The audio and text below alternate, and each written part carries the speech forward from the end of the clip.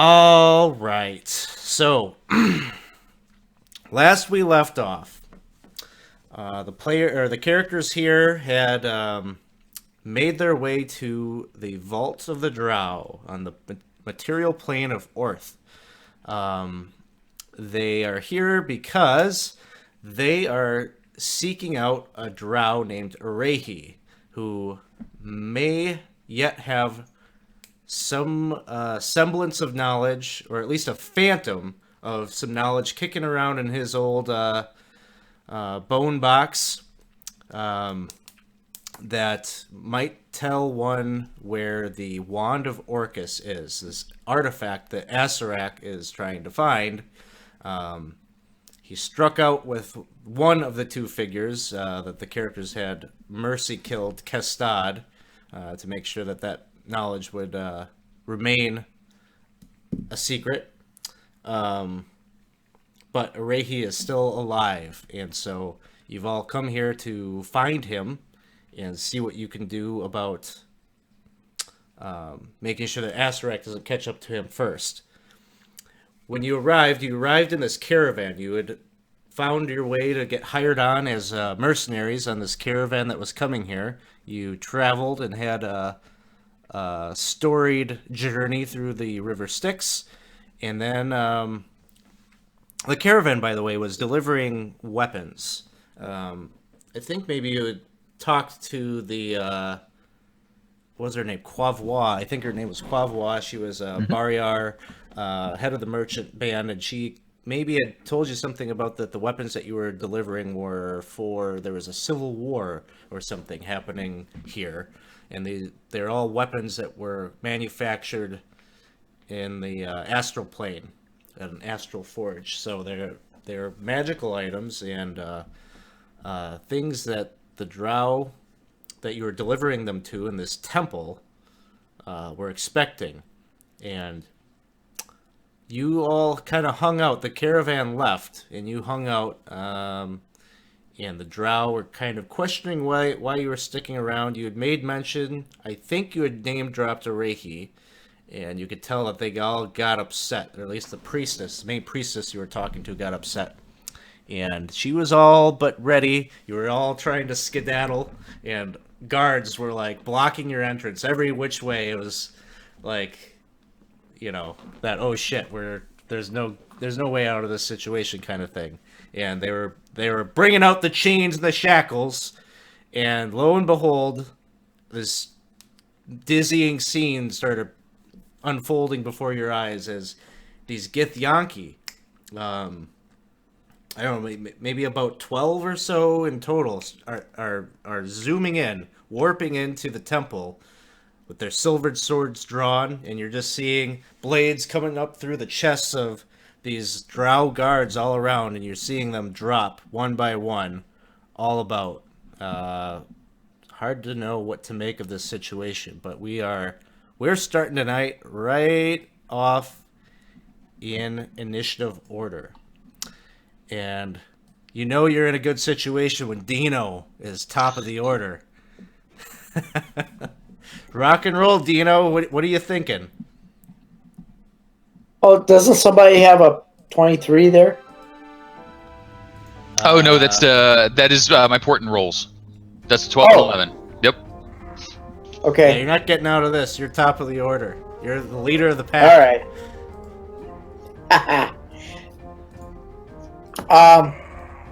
So they haven't attacked us, though, huh?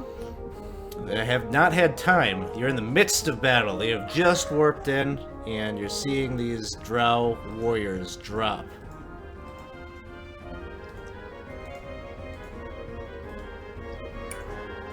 Well, I'm going to try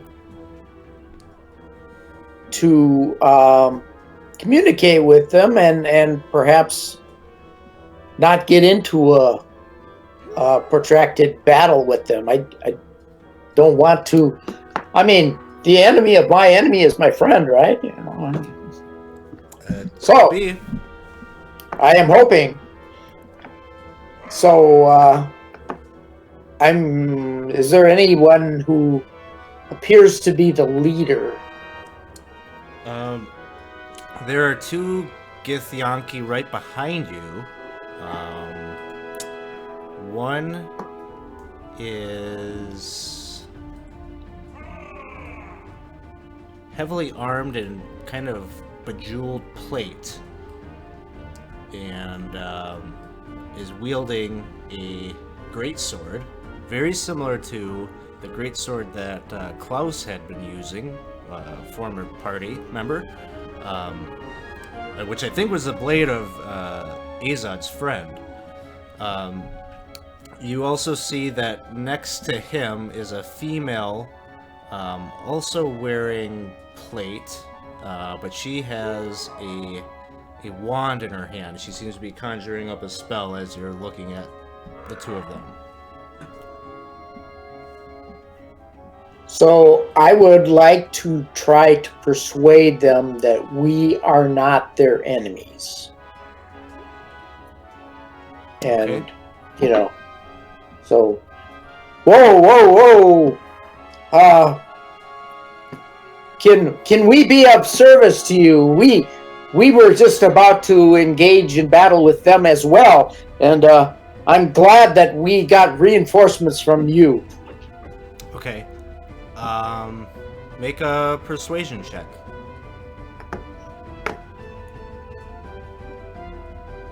Okay. Persuasion. Okay. Here. Haha, 35. Okay.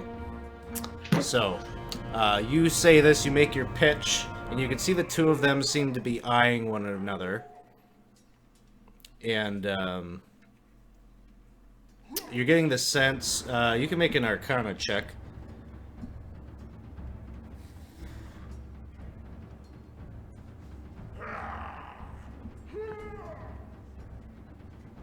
It looks like they are maybe just trying to read one another's facial expressions to see. They're reading each other's nonverbals to see what each other thinks about what you've just said. And then it becomes you notice the male. He's kind of a bald Githyanki in the plate mail.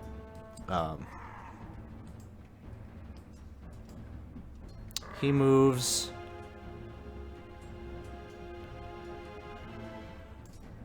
past you all. And you can see that the two Drow priestesses are being kind of like pulled by the warriors there at the other end. And you can see the bald warrior, he strides forward and he seems to be like expecting that the warriors are going to bring the Drow before him for interrogation, maybe. But that's what he does. Azad, it is your turn.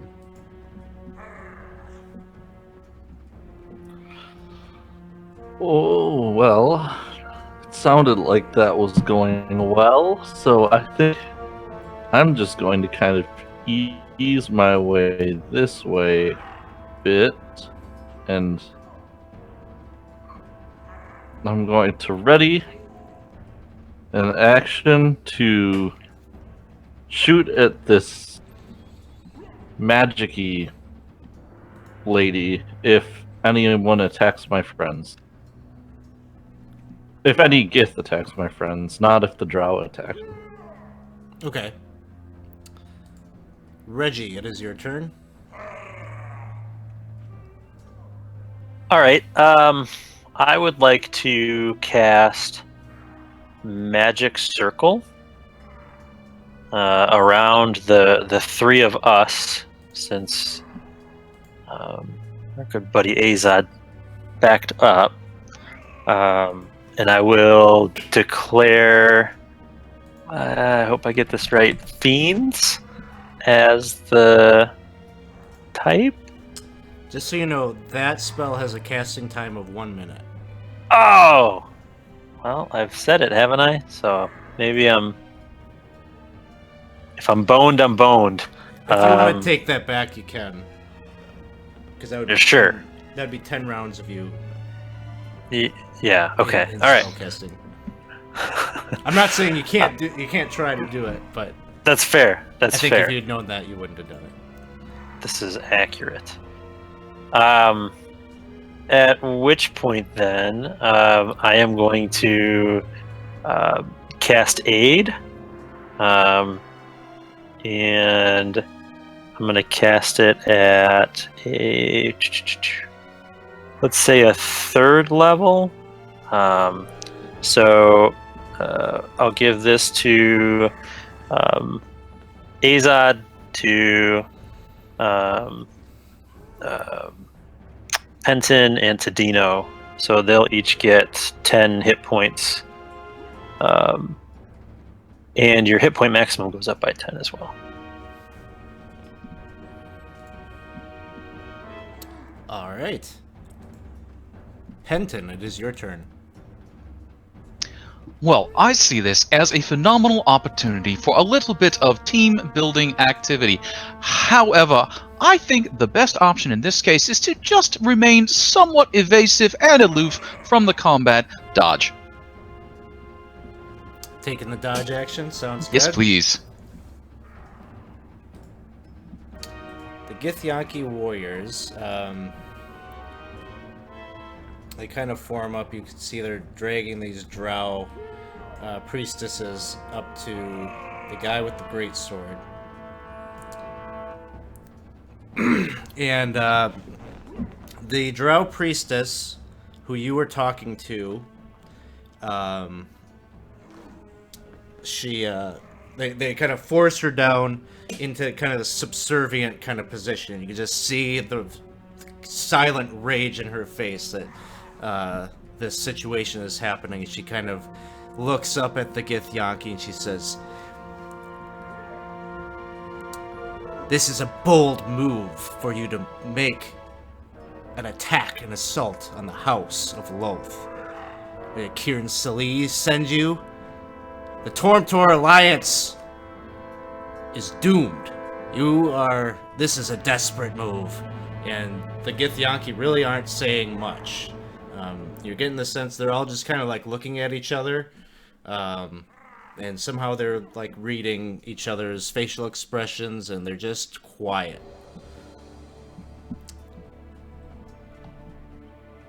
And she spouts off a bit more, but is getting no response.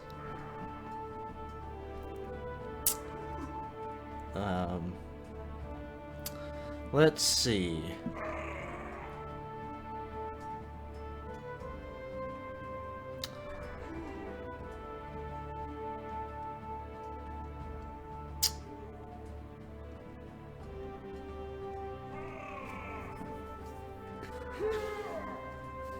Dino,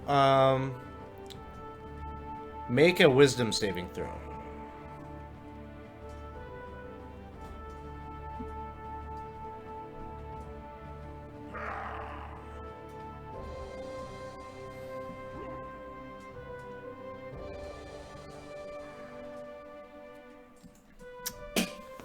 So, you can feel this Githyanki Gish. She's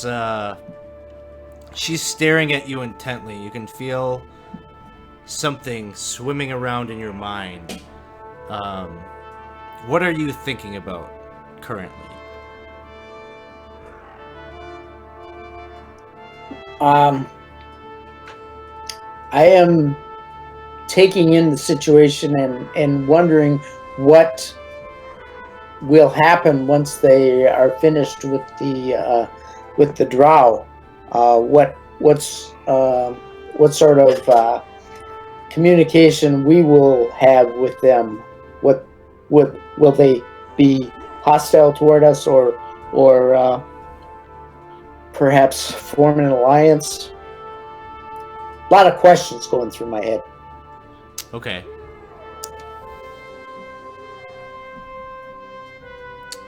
She just continues to study you. But you can tell that anything that you know, she's perusing and she's gaining access to that information. Dino, it is your turn. So I know she's accessing my thoughts. Yeah, her attention is kind of hovering around the name of Rehi. You get the sense that she's interested in that. And then Wand of Orcus. Interesting. Huh. Can I communicate back with my thoughts? She's not it's not a telepathy thing. She's sorting through, like, your mind is like a filing cabinet, and she's picking out files, that and you could tell, like, what areas of your memories and your thoughts she's honed in on. I would like to make an attempt to block these thoughts out of my head. I really don't like her in my head. It happens so rapidly and so fast that it's gone. Like, it was a very quick spell that she had cast, and so she's read those thoughts already. You failed that save. Yeah.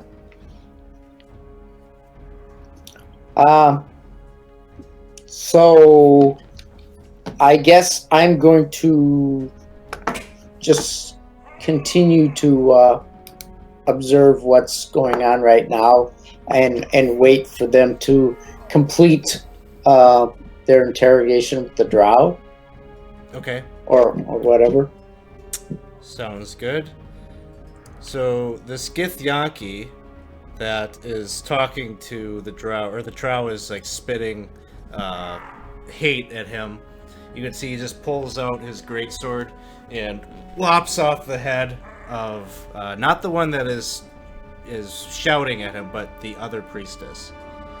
And so her head goes rolling across the floor and kind of hits the bottom of that pedestal, which, if you recall, that pedestal is kind of like projecting up this image of a gigantic spider. Azad, it is your turn.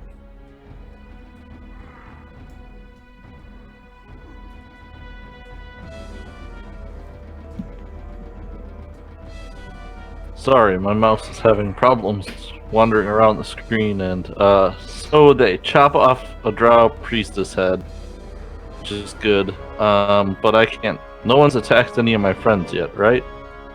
No, you may be observing that Githyanki she cast some spell at Dino. She's very attentive on Dino. Well then, what if let me make sure I have this. I'm pretty sure I have Gith Psionics, which would let me cast Detect Thoughts on her.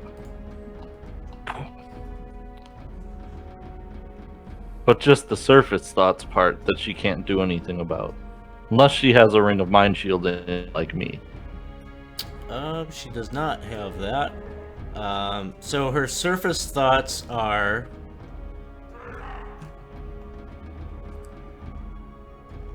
She's assessing the value of the party.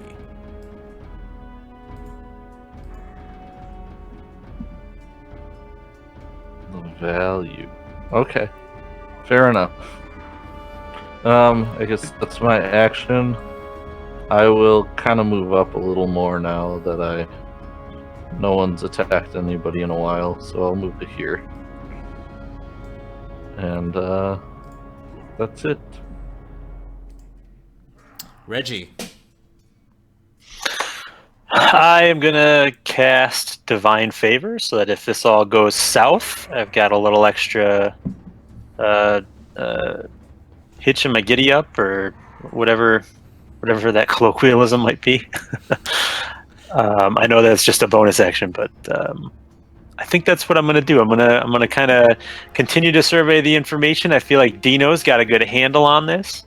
So I'm just kind of sitting there with my hand on my sword and my shield, ready in case everything goes south. Okay. Penton, it is your turn. Penton sees they've got everything pretty much under control over there, so he just settles down and is like, "Oh, whenever you're ready for us, do let me know." And he just starts working his way through a ritual casting of Unseen Servant. Okay.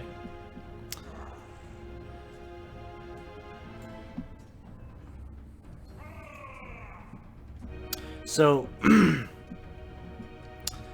the Githyanki, there's like 5 of these warriors step up. Yeah, and you can see the Githyanki Kithrak. Oh, it's not his turn yet. But he does kind of motion for the Gish to pop, to arrive over. And you can see her just kind of, she blinks out, and she like teleports like right over here. And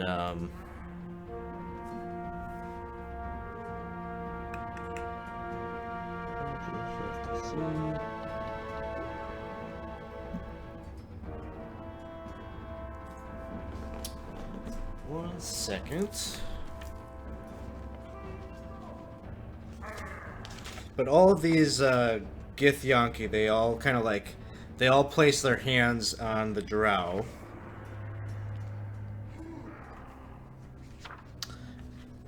And she casts a spell. Yeah. And they all disappear.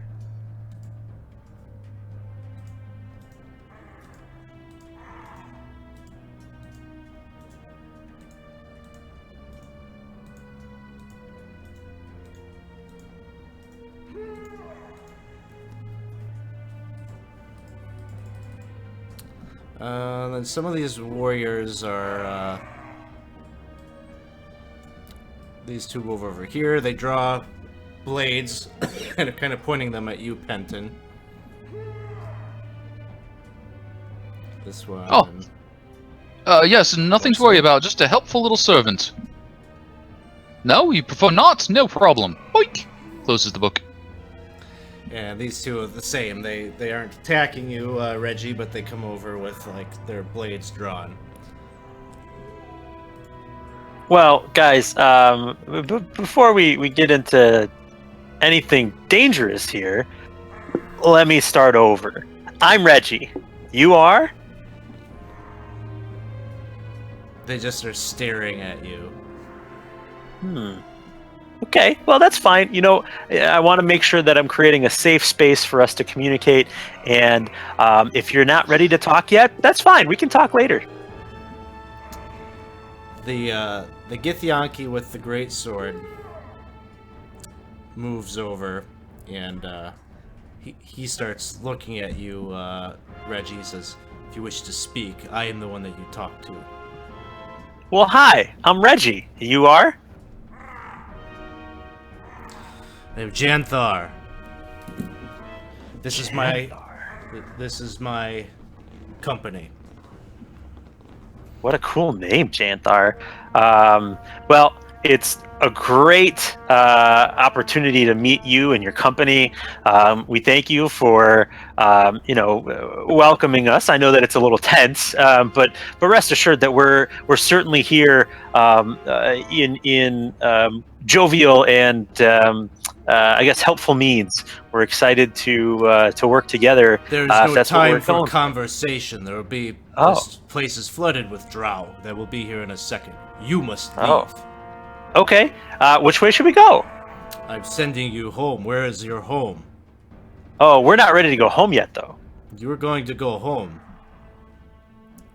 You're here to interfere. Interfere with what? We're not here to interfere. You are here to kill someone from House Tormtor.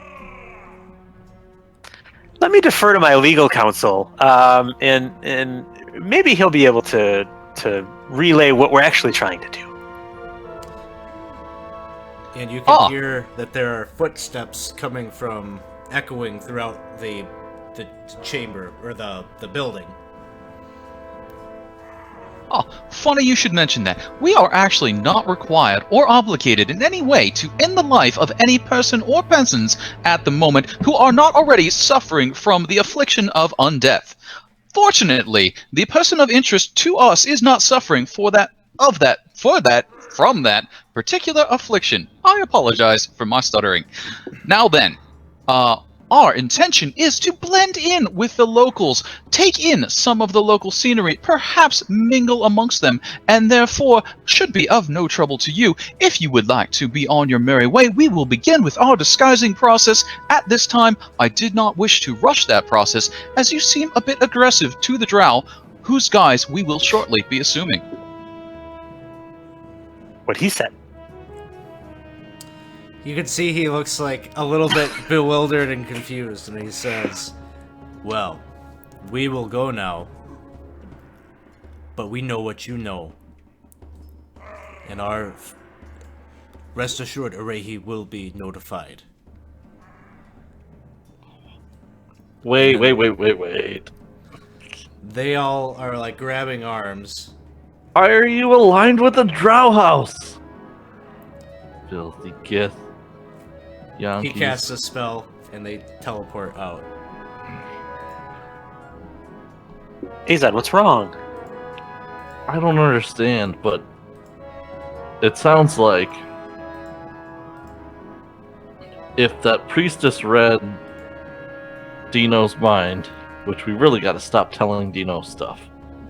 That's like the second time. It's like the second time this has happened. I can't help it. I'm such an open book. And so if they are aligned with Arehi, that means that, well, wait, so they're aligned with Arehi, which means they wouldn't necessarily be on Orcus's side, but they're aligned with some Drow house. This is bad news, and there's more Drow coming. You said something about guises? Yes, if you would draw just a bit closer for just a moment. And by the way, do any of you have a good female speaking voice? Speak Drow. I think Dino does. No, I don't. I do speak Undercommon, but I do not have a great... This may be slightly more difficult than I anticipated. However, here we go. What if I just take on a gruff female voice? Like Sure. your grandma that's had a couple farm walls. Very convincing, Drow, I am certain. After a few millennia, I believe they do acquire that particular voice. Now, Right, like breathing in that underdark dust all the time. yes. This is going in a way different direction than I thought it was going to go.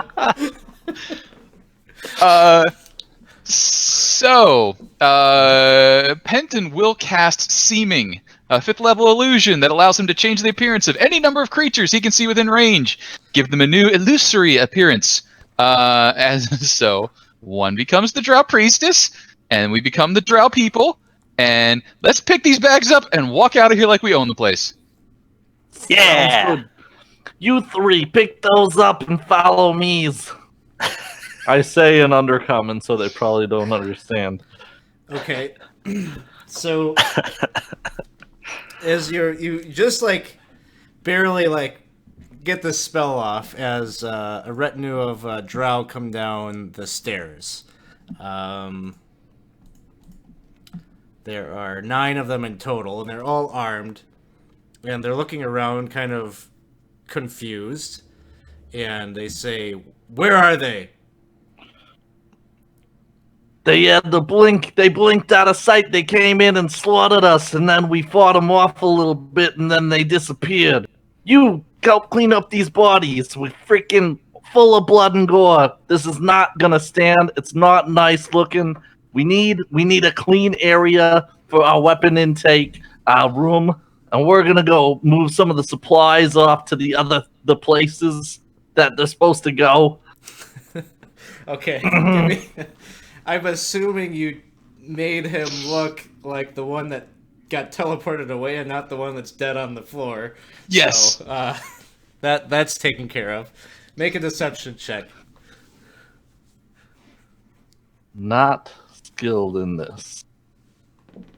But a 12. Okay. I'll give it a chance. I'll do it as an opposed check.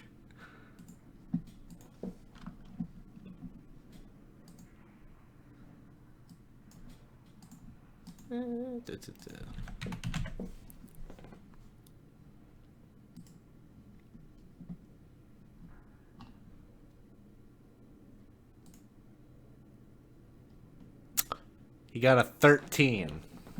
Oh, but does he have a minus to insight is the real question. No, he doesn't. So, Oh, these 9 guards are looking at you all strangely, and he says, "You want us to do what with?" You're talking about the crates. yeah. You were asked. Well- We'll move around the crates. Well, we were going to move the crates, and they were supposed to pick up all the bodies of all the dead people. Okay. He says, "Okay." And you can tell, like, the voice, like, everything, he's just kind of like, there's something fishy about this. So he says, "What is your name?" Ugh. So I remember that someone said the name of a different priestess earlier, or of a different drow lady, I thought. So I'm gonna try to just make something up that sounds similar to that. Well, actually, I'm gonna get really indignant instead and be like, do I have one of those cool whips with like the snake heads on it in this illusion? You look exactly like she did when she vanished. I don't recall myself if she did, but if she did, you do. Yeah, we'll say she has a tentacle rod. Alright, I'm gonna take out the tentacle rod and be like, my name is Whoop Ass, bitch! Get to work! Okay. Make an intimidation check at disadvantage.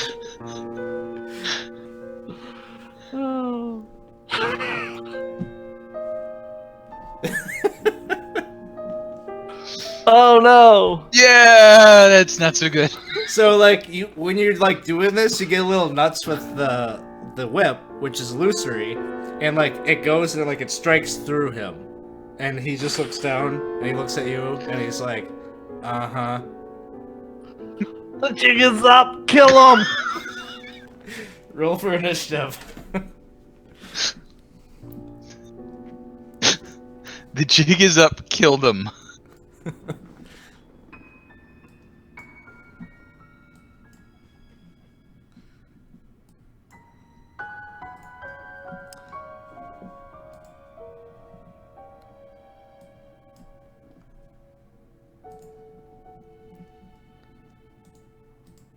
I think it said, what, 9? I said 9. It's a 7 for me.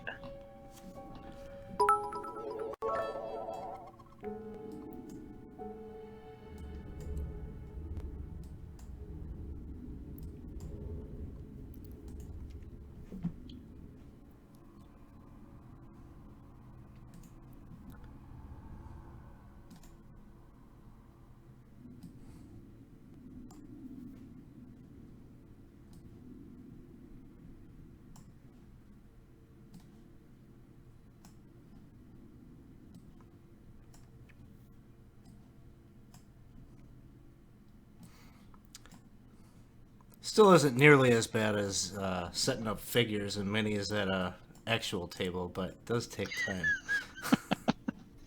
All right, so Dino, you're up first again. All right. I'm casting Fireball. How many of those can I get there? Fireball. Well, that depends on where you cast it, but if you wanted to cast it to not hit Azad, I think you can get all but one of the regular Drow there. All right. Or no, you could. No. You could make it so you'd hit all of them, I guess, right? Well, it's a sphere. Yeah. Hold on. 20-foot radius, right? Yeah, it's at least a 20-foot radius, I guess. I don't know. I don't have my book out. Looks like you could hit all of them safely. 20-foot radius. Yep. All right. Should I just... That's your save DC?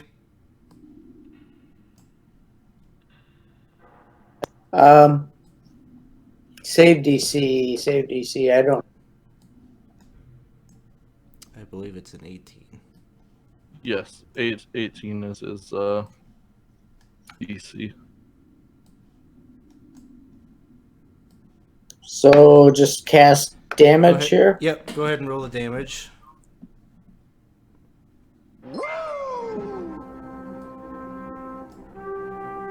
They all fail except the one guy? That's pretty sweet.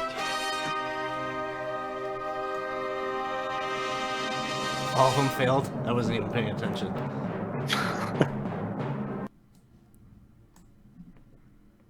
Should give mad props to Winston. Cheered. Subscribed for 7 months in a row. Ooh. Hell way yeah. to go.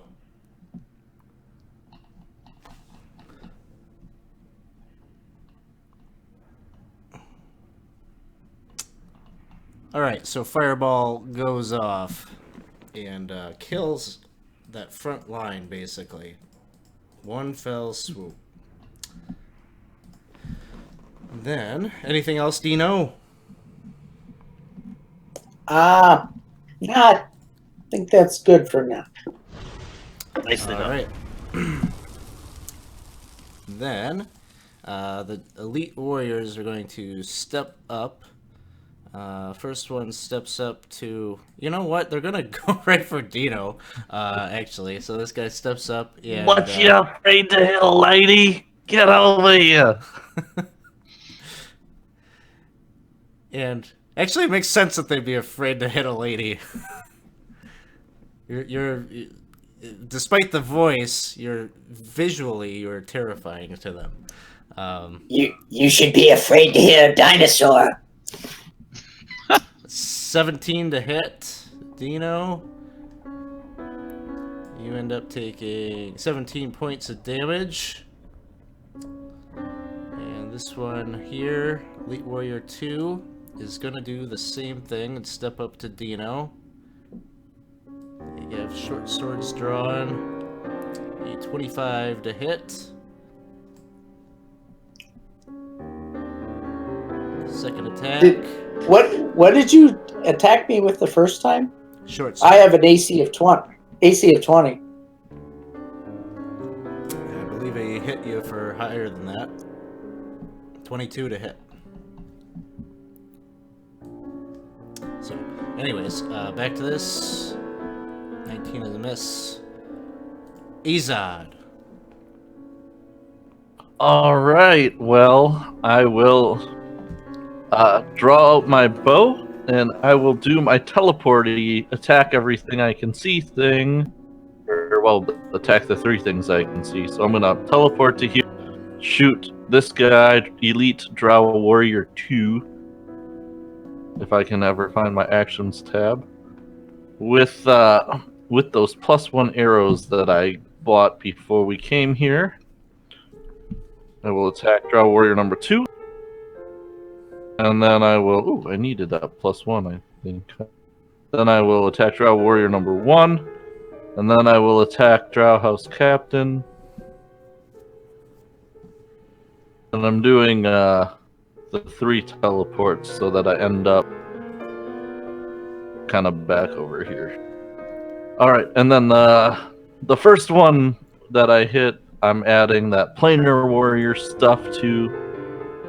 So he'll take a little extra damage as the force of my arrows blow up all around him. All right. And then this guy will take some damage. And this guy will take some damage.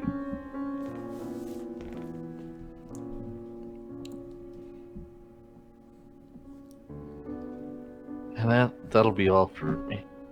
All right. The house captain barks out an order at one of the front line there. He says, "Kill the spellcaster!" And Elite Warrior number 2 is going to take a swing with his short sword at Dino.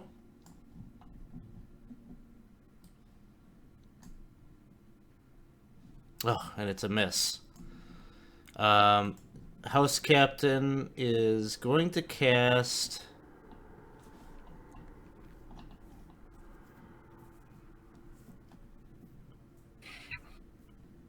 Actually, he's going to move up 5, 10, 15, 20. Get to right here. And he's going to take some swings with a scimitar at Dino. 21 hits.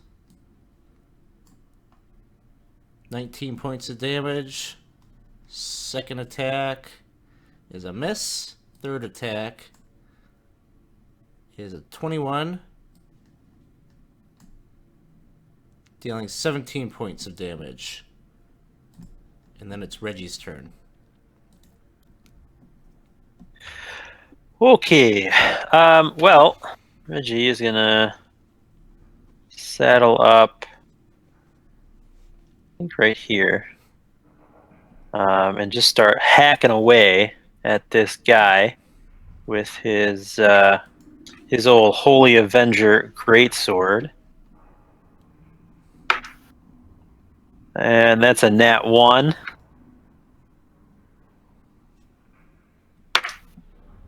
And a 19. 19. That will hit. Cool.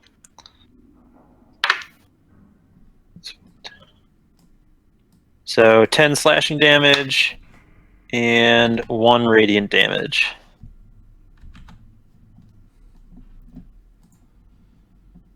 All right. Penton, it is your turn. Oh, yes. Hello. And he will reach out towards the fellows in front of him and conjure a bit of sunlight into his hand, casting Sunbeam, and then beam it at them and light the place up with sunlight, which I think Drow don't like. They don't like it. No.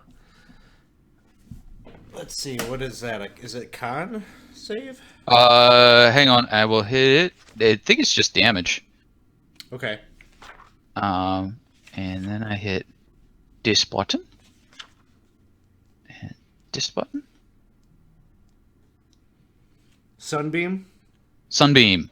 Con They got a saves. success and a failure, and then damage.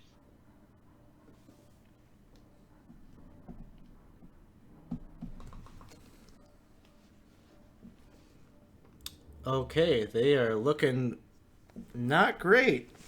And you can see them squinting, and they're trying to block out all this radiant light that's being forced upon them. One of them is blind, whichever one failed, Okay. and they're drow, so sunlight, so suck it, drow. Yeah. And then he's good. Dino.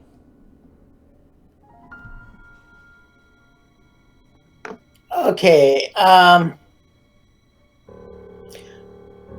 going to attack this one in front of me with my rapier here.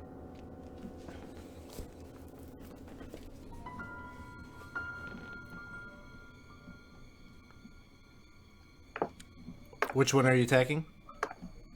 The one right in directly in doesn't front of me. Not 17 misses. He blocks it. oh. I would like to take a bonus action and Misty Step. Can I do that? Yes. Or is Just to be clear, you're attacking warrior number 2, right? Yes. Okay. Very good. Drow Elite Warrior, the first one there, is blinded. And he's kind of swinging wildly right in front of him at you, Penton, at disadvantage. Do not want 16. on the nose. 20 points. Ow. Second attack is a 14, which misses. Yay. Warrior 2, Sunlight's still in place.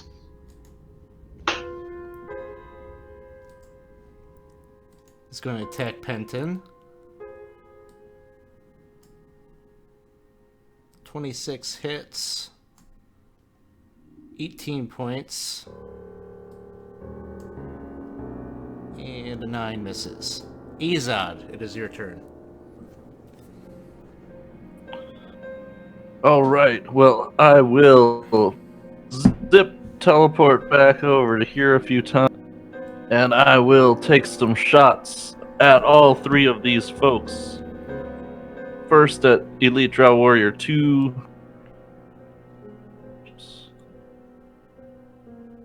Pew, pew, pew. Then at Elite Drow Warrior 1.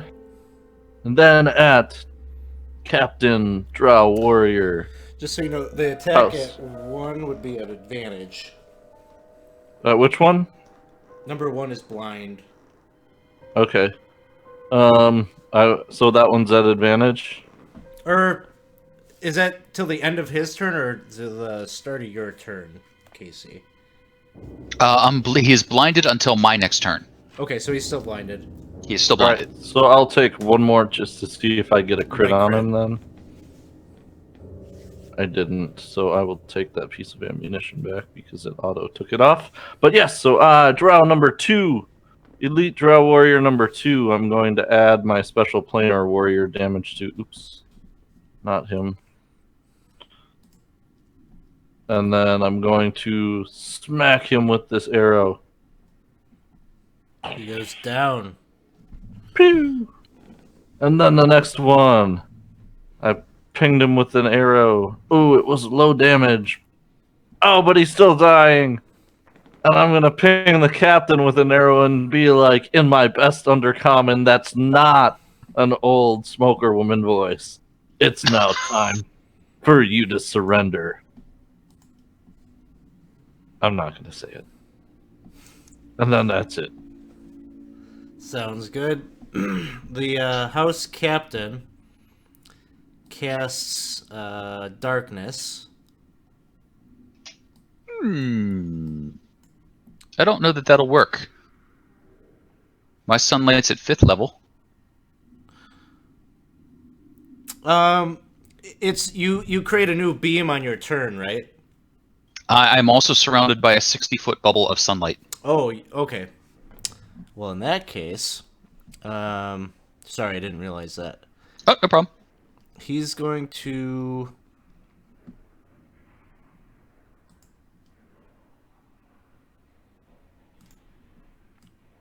He's going to step up to try to stop that. So he's attacking at disadvantage. But why? 20 to hit.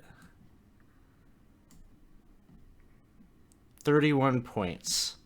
Yikes!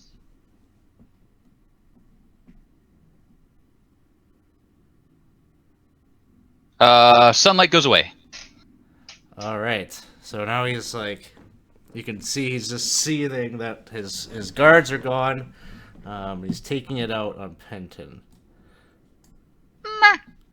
But you all can hear there's more footsteps. This place is not vacant. So he strikes again. 20 points. In his third attack is a 23 to hit. There's a lot of hit points. Brings Penton down. Reggie, it is your turn. All right. I'm gonna hack at him again. 16. He blocks your attack, parries it. Hit him again, even harder. For 30. Yeah, yeah. Overkill. That would be a 17 slashing and 4 radiant damage. Okay, total of 21. Yes. All right. Sorry, I don't have it in Fantasy Grounds. All right. Penton has one fail on his death saving throws. Dino, it is your turn.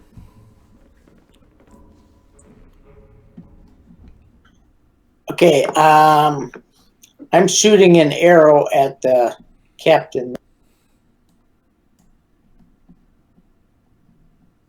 That will hit. Good arrow.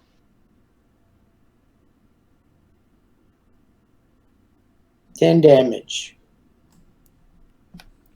Ouch. Now is healing word Bonus action. Bonus action. is that a bonus action? Then can I do healing word at Penton here? You can.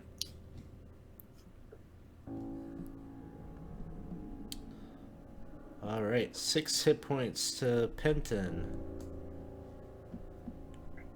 And then Azad, it is your turn. Okay. Well, he didn't surrender, so I'm gonna try to shoot him again with my bow and my arrows. I accidentally grabbed something goofy. And I'm really struggling over here. I think my mouse needs new batteries. Okay, 19 to hit, and then a big number to hit, and I'm gonna add my planar warrior damage onto it. And boom! Big explosion as that one hits him of force damage, and then a second piddly arrow falls in behind and does 14 damage. And I'm like, still not too late to surrender. And then I move over to here to try to like block. If he does cast darkness, I want to like be in the doorway in his way. You can hear countless footsteps coming down from above. And then I'll be like, oh guys, when we're done with this guy, we should leave. Or maybe we should leave before that too. You can, yeah, you can do that, and you hear the rest of you too hear footsteps coming from like the hallways. It's just matter of time before this area is going to get flooded with the guard of this temple. The house captain casts a darkness spell now that there's no sunlight, so fills a 15-foot radius. So he's gonna put it like this.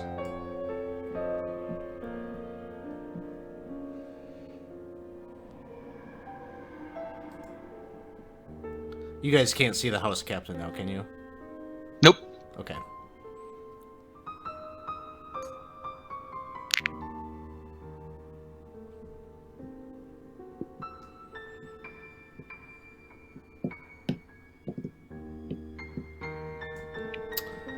All right, Reggie, it is your turn. You can't see anything. You're in this bubble of darkness.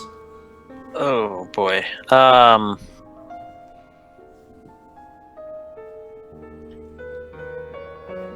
Oh, okay. I am going to try and sprint then to here, like, or where I perceive that to be, I suppose. Okay. You do that, and give me a perception check. Sure. That's going to be 18 plus whatever, plus 8, so 26. As you're kind of glancing around, as you come out of the bubble, you can kind of see him. He's charging up the stairs on the opposite side of you. Okay. I'll shout out to Azad, hey, he's going up that way. Penton, you are coming to after having just fallen down for a brief moment. Healing word brings you back. Well, well, he'll look I think around. think we should retreat. Sure. Use half his movement to stand up, and then start running. That doesn't work. 1, 2, 3. Still can't see. All dark. Dispel magic.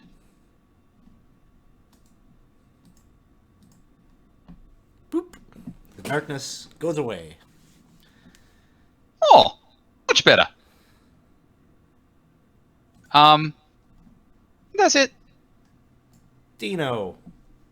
Darkness pops away. You can see your comrades on the other side there. And you can hear from both hallways all this racket. The sounds of marching boots on the stone. Both the hallways or the stairs?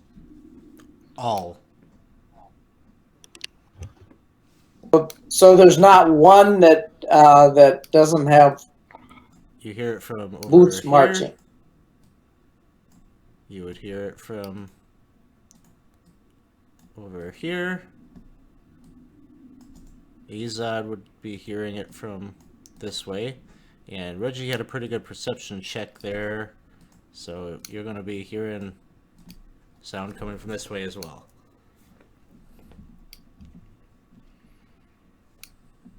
The only place we got to run is back where we came from. Sometimes that's the only place to go.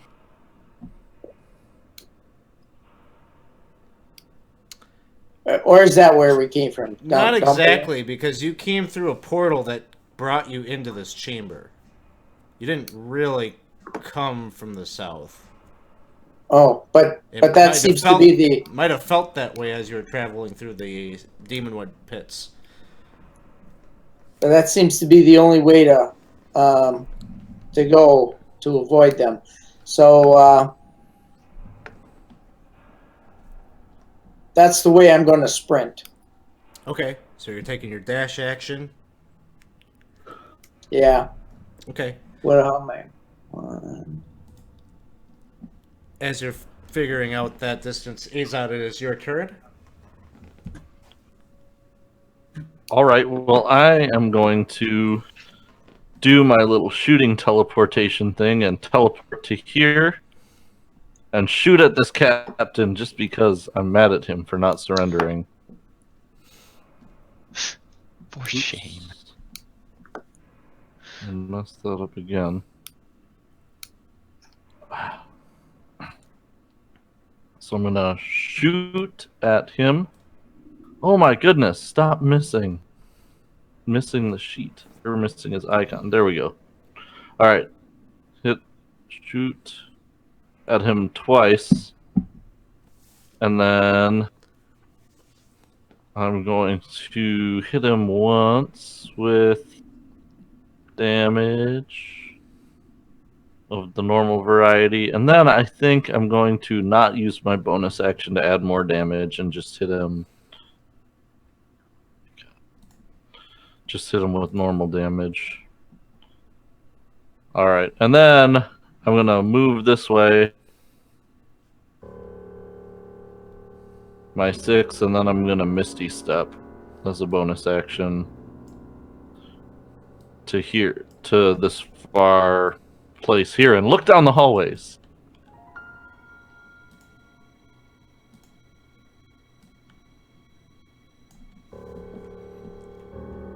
You can see that this is kind of a long, great hall with pillars that support the ceiling that's maybe some 30 feet high. And the front face of this building actually doesn't have any doors. It leads out to, you're kind of seeing like a purplish glow out this archway that seems to go down some steps.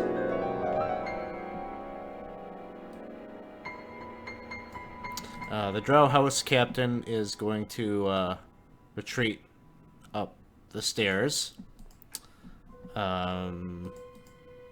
Reggie, what would you like to do? I am going to sprint down by Azad and on the way shout for the other guys to keep up. We gotta stick together. Penton. Oh, yes, excellent idea. Run. All right, so you're all exiting out those stairs, exiting the temple. All right, you do that. Let's see.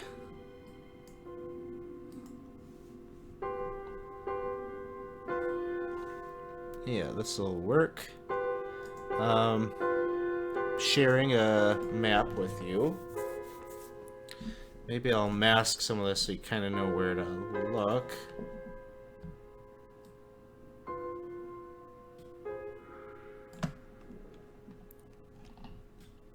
Okay, so, whoops. You are all, that little cavern, where it says the Fane of Loth, that is where you are exiting the steps, and you're in this, well, in this area, it's like a kind of pretty well encapsulated, cavern. Ceiling's maybe 100 feet or so overhead. I'm assuming you're trying to get as far away from the temple as possible. And you have one way to do that, and that's through a cavern. It's going to take you into a much wider cavern. Actually, this cavern is so big and so tall that you kind of don't feel like you're in a cavern at all because of how expansive and dark it is. There's kind of like this this phosphorescent like fungi that kind of casts a dim light over everything, and it's this kind of purplish glow from the fungi and things like that that cling to the cavernous walls.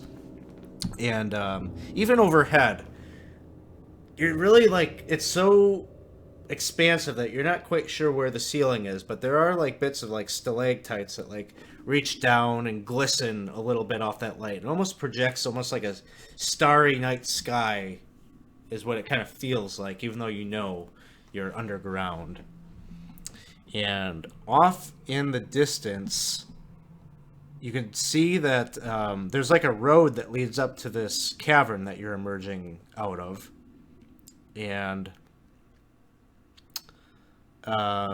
you can kind of perceive like large buildings off in the distance. The scale here is massive. Each of those squares is 1,000 feet. So just so you're aware how big this area is. And you can hear off in the distance the sounds of like battle, metal clashing against metal. It just kind of rings throughout the area, far in the distance. So would this be considered Underdark terrain? Yeah. All right. Favored terrain. Let's do this. So is the sounds of battle, that is where we just retreated from? No. Out. Oh, Out in the cavern. Oh. You can smell kind of faint scents But we of can't like burning. You don't see But any we can't battle see the immediately near you, no. It's like there's some great battle off in the distance. Or several such battles.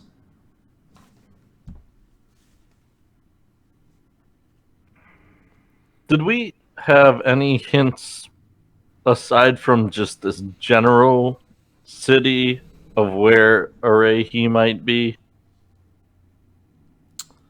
To sum up the information that maybe you have gleaned from the very few interactions that you've had since you've been here, those priestesses of Loth did not seem to be fans of Arahi. The Githyanki that invaded Loth, the temple, When the priestess was down on her knees, she seemed to say that they were in an alliance with some other houses. Yep. And Dino could tell you that the Githyanki seemed interested in that name, Urehi. And what was the other house name? I remember it was like, was it Thon something? You heard the name House Tormtor? Tormtor. I think that's the only house name that has been mentioned.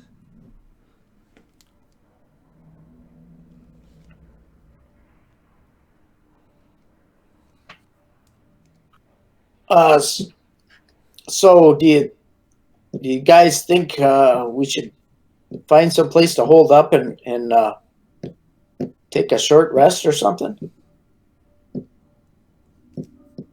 I feel that that would be very advisable, as he's like holding things in.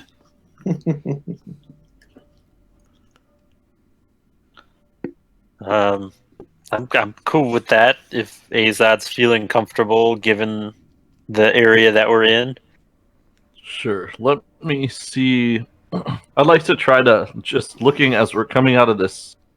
This is like a gigantic cave that or hall or whatever approachway to the Fane of Wealth that we just came out of, right? So I'm Yeah. assuming we're by the 20 sides marker there. Yeah. That's where, Um, at that point, that's where it emerges into the much larger cavern. So along the way from the exit of the cavern to here, and then just getting my bearings and looking around, would I see anything that looks like maybe a natural cove or cutout that we could potentially go and try to hide and rest in? You can make a survival check. Okay. So my proficiency bonus will double for this because it's in my favored terrain and it's a thing. So I'm going to the +5 modifier over here, if that's cool with you. Based on the natural explorer stuff. Yep. Survival. Alright, so 22.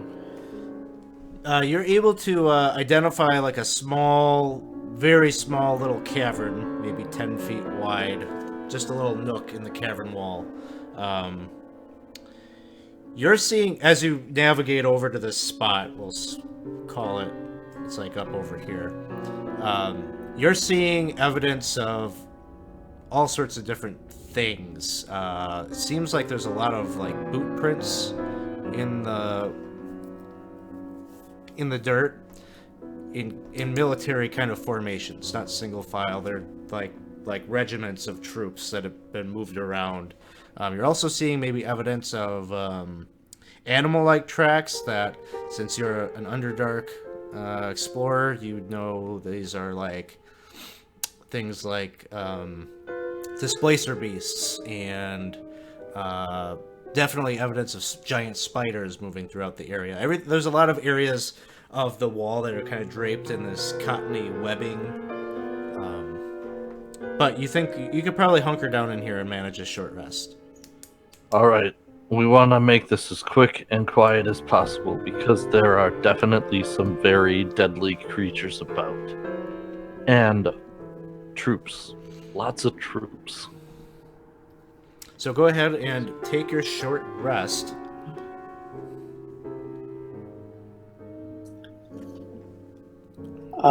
While we're taking the short rest, I would also like to cast Conjure Celestial. Okay, yeah, you can do that. What? Okay. I will look that up.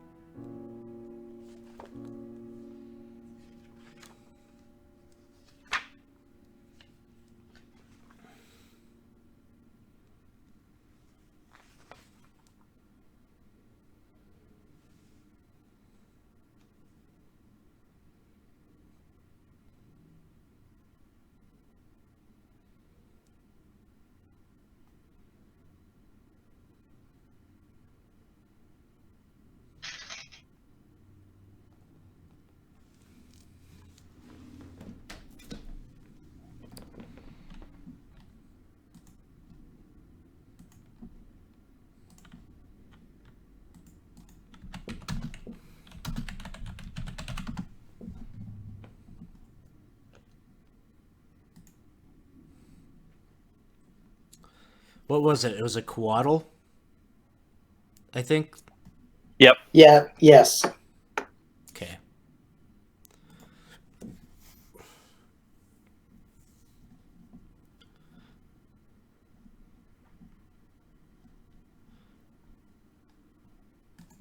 All right.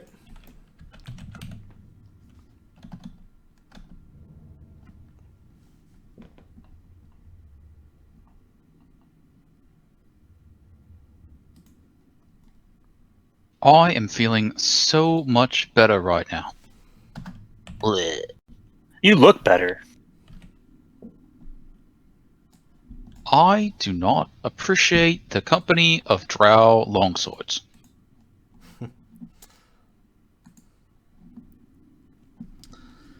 So, you all finish your short rest. I think we got a number of players that maybe stepped away. Sorry, I'm here. Oh, okay. So, you finish your short rest, and you emerge from the cavern. And when you do so, there's somebody there waiting for you. There's a little Snurf Neblin, a little deep gnome. He's got kind of a scowly face, and he's got a little white beard. But he's just kind of like leaning up against the cavern. He doesn't come in and disturb you. He waits for you all to emerge. And as you do, he says, "Well, you lot are a long way from home." That's true. You're very observant. Hi, I'm Reggie. Yeah, I observe a lot of things. Yeah. What's your name? Well,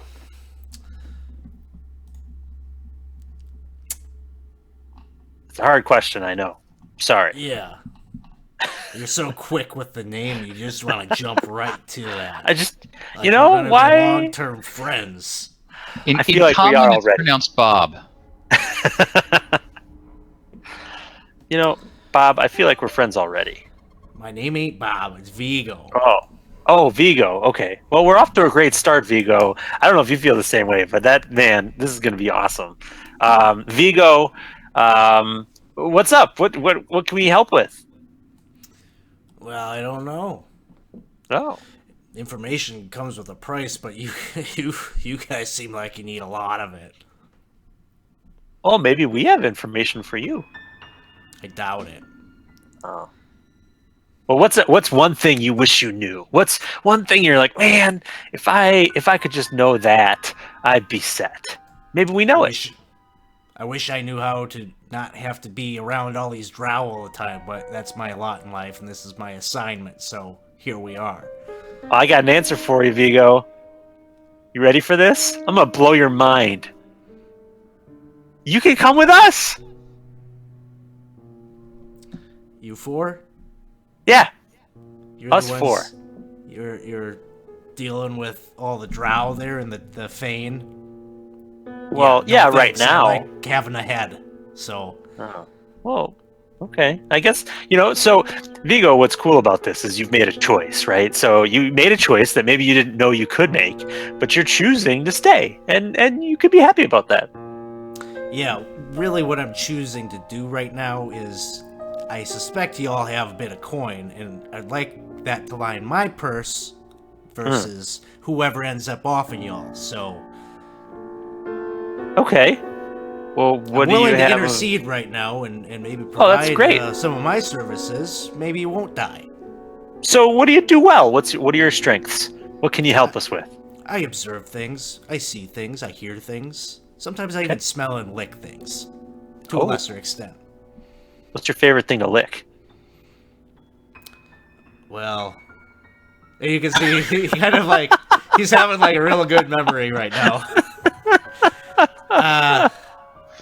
Don't lick my celestial. He doesn't like it. Yeah. Leave the quaddle alone. No, that doesn't look like it'd be a fun ride. Okay. No.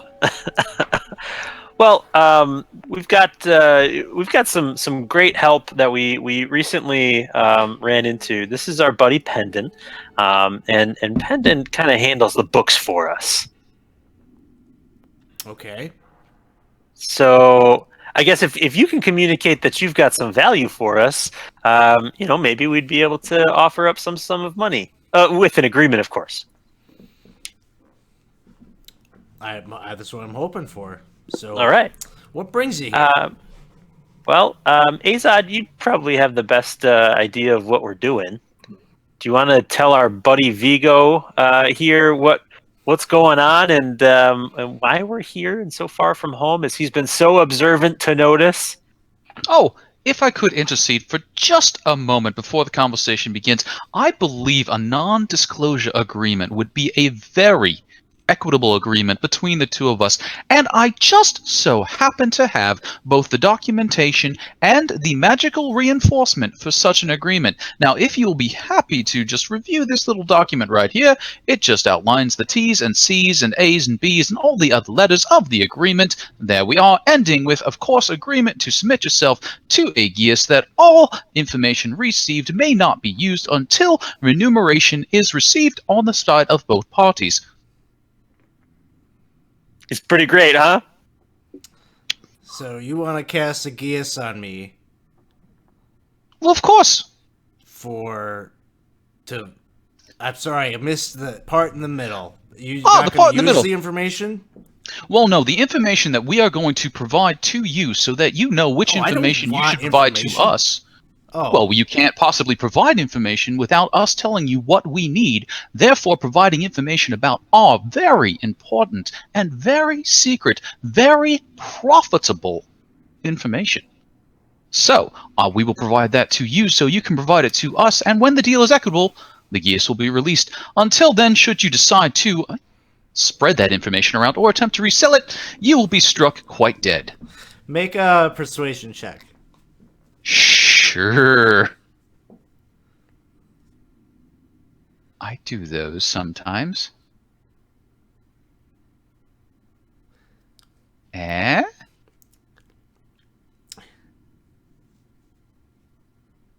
It was a 14? 14. He says, yeah, no, look, I don't want to end up dead because of some legal loophole here. Look, money talks. You got cash, I got answers. Oh, well, easy enough. Start saying answers, we'll start providing you with coin. Well, what is it? Are you looking to get out of here? You guys look like you're in some trouble. If I could escort you to a place where you can escape. Well, let's start with a little mapping of the area. We were arrived here a little less guided than expected, honestly. We are looking for the Drow house of Tormtor. Tormtor. Are you Oh. familiar with the location of the forces of Tormtor? I'm more than familiar. Excellent. And would you I be think- willing to provide information about Tormtor for remuneration? I think that's worth 250 gold. I would say less. Talk him down. No, see, as I am acting as the arbitrator here, you would need to provide. Now, you have indicated that you would like that fee to be less. I believe my esteemed colleague here is thinking more along the lines of, say, 175. Make a persuasion check. Sure.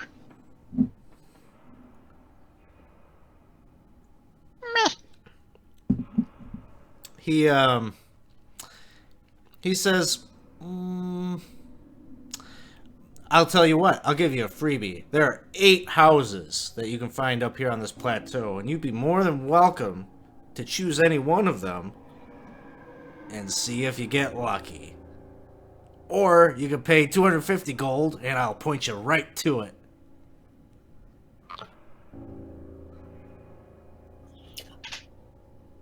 Dino'd like to take him aside and try to persuade him to take it because it's a good deal for you and you won't get anything otherwise, you know? Okay, make a persuasion check.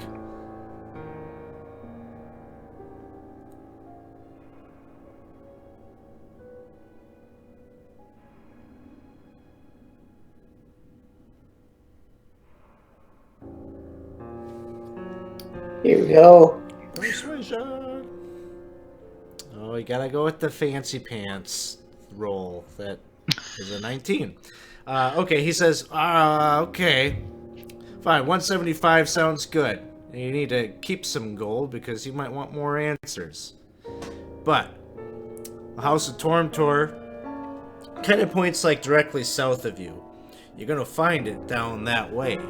It's surrounded by a gigantic ravine. Very heavily guarded. Watchtowers. A wall. You have to cross over. There's a webbed bridge that is heavily watched and guarded. Once you get past the ravine, you'd have to find your way over a 20-foot wall. And then you're still not in the clear, because on the other side is the house, the noble's palace. That's where the House of Tormtor lives. So, he reaches out his hand. I will open up my pouch, which is not grown at all since we met Penton, by the way. My gold reserves have all gone to him since we've and I will subtract 175, which is math, so just give me 1 second. 423. Okay, 423 I have left. You have to invest money to make money. Right. And then next I would like to, so we trust this guy to give us information and not disclose the information we get to anyone else. Well, his information does jive with the large black neon letters floating in the sky that say Tormtor over that particular house. Son of a bitch.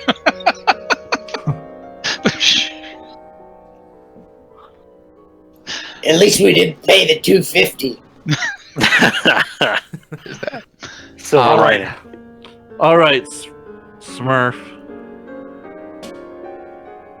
It's Vigo. What? But you can call it Sorry, whatever you want, Vigo. as long as the money's flowing. No offense. I thought it was taken. Bob. I thought we were calling you Bob. Now Sure. Vigo. Bob. No, he is Vigo. He is Vigo. And so, have you heard of a drow by the name of Orehi? Yeah, of course. He's a member of House Tormtor, and the consort of the lady of the house. That poor sap. Probably Well, getting. He's been passed around a bit.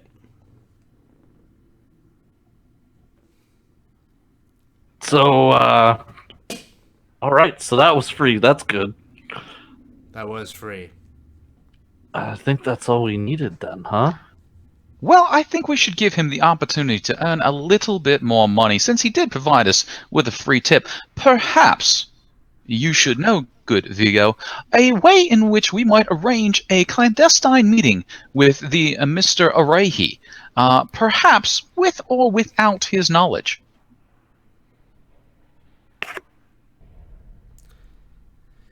I could tell you how to get in to the house.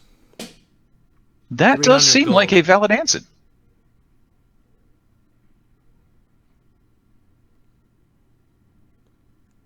$300.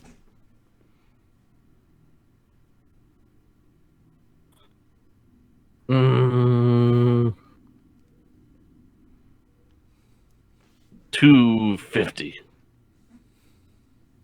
225? Shit. 250. Make a Fuck persuasion it. check. Just take the 300. Fuck it. He takes the money and he says, I don't "Wow. have. Normally, House Tormtor is well defended. I've observed something, though.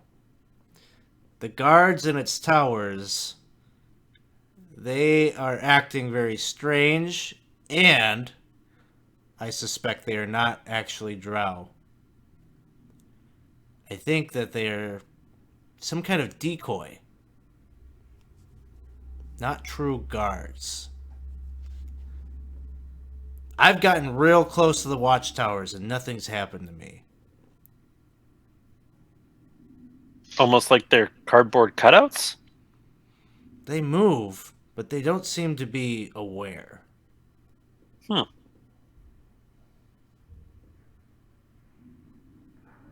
Interesting.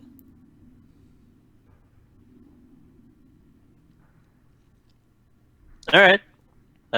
You guys need anything else from Vigo? So let's go over that first bit of that first 175 we paid you. So there's a ravine, and then there's a wall, and then there's more something bad. Well, there's a bridge that is watched by guard towers made of web. You cross Which that. you think the guard towers are full of decoys, is what you think, right? Yeah, I've gotten right up to them. Once you cross the ravine, it's about 100 feet across, so you'll get to the gates of the wall. You gotta figure out a way to navigate up that wall or get them to open the gate for you. I don't know. But I think one with a grappling hook or a couple of teleport spells, you all seem like cagey cutters. I think you might be able to muster up some way to get over that wall. And on the other side is the inner courtyard. That's where you'll find the palace. There's also a dormitory for the servants on the east side of that courtyard. And to the west, there's a garden. But if it's a Rehi that you're looking for, he resides there with his mistress.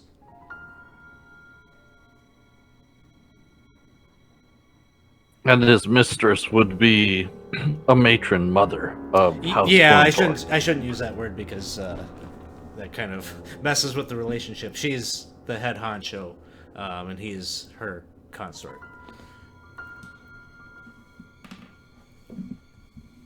Uh-huh. Now, all right. Well, I guess that's some good information, Vigo. Thank you. Now, what were we gonna give him information for our money back or something? Well, how is that gonna work? Oh no, that was just in case we happened to say the word Arehi, and he was like, "Oh, you're after Arehi? Let me go tell him." So we're fine. It's fine. Everything's fine here. How are Yeah. you? You're not gonna tell Arehi, right, Vigo? No, at least I wouldn't dream of approaching him to And sell why is information the other way. Well, this civil war, I don't want to get involved. It's pretty heated right now, and Torntor, they're not doing so well, let's say that. Okay. And what's the Civil War all about? Well, that's probably 75 gold. Don't even fucking say it's more money. Ugh. Who has money? Who else has money here? Now, Vigo, I do have a quick opportunity for you. There is a very good chance that we will want to be exiting this particular area at a very high rate of speed in the relatively near future. And when we do so, there may be room for a few passengers to come along with us. Should you wish to leave this area, I would recommend gathering your things, liquidating your assets, and being ready to scamper. That is a bit of encouragement to help in any way you can for our exit from this area should you see us again. Yeah, that's not gonna work. I'm stationed here. I gotta stay here. Ah, well, I'm just trying to skim a little off the top if I gotta be here anyway. we appreciate your dedication to the service and flexibility in your morals.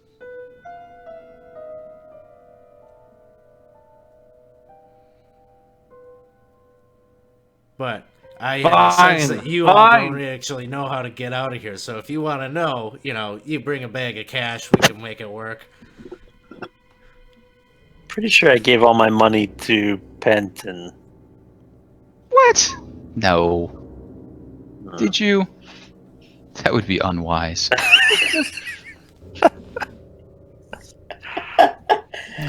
He's smart. I have some money. I have a little money. Okay, 75 gold. I'll tell you what the war is all about. And so you pay him, and he says, "Well, as I'm sure you're not so barmy that you don't understand who the Drow typically worship. Well, years ago, not all the Drow houses were on board with worshiping Loth anymore, and so there was a house long time ago that started worshiping the Elder Elemental Eye. Once they started that, there was other houses that broke away. House Tormtor joined in an alliance with them, and that's what started the Priestess Wars. They are pledged to Kirin Sali, the Drow priestess of necromancy and death. So, this war is essentially over religious pluralism within the Drow society, with the houses of Tormtor, Everhate, Alaval, and Elsers all looking to bring other religions into the Drow fold, while the other four houses, Kilsec, Despana, Noquar, and Godeep, are all pledged to Loth.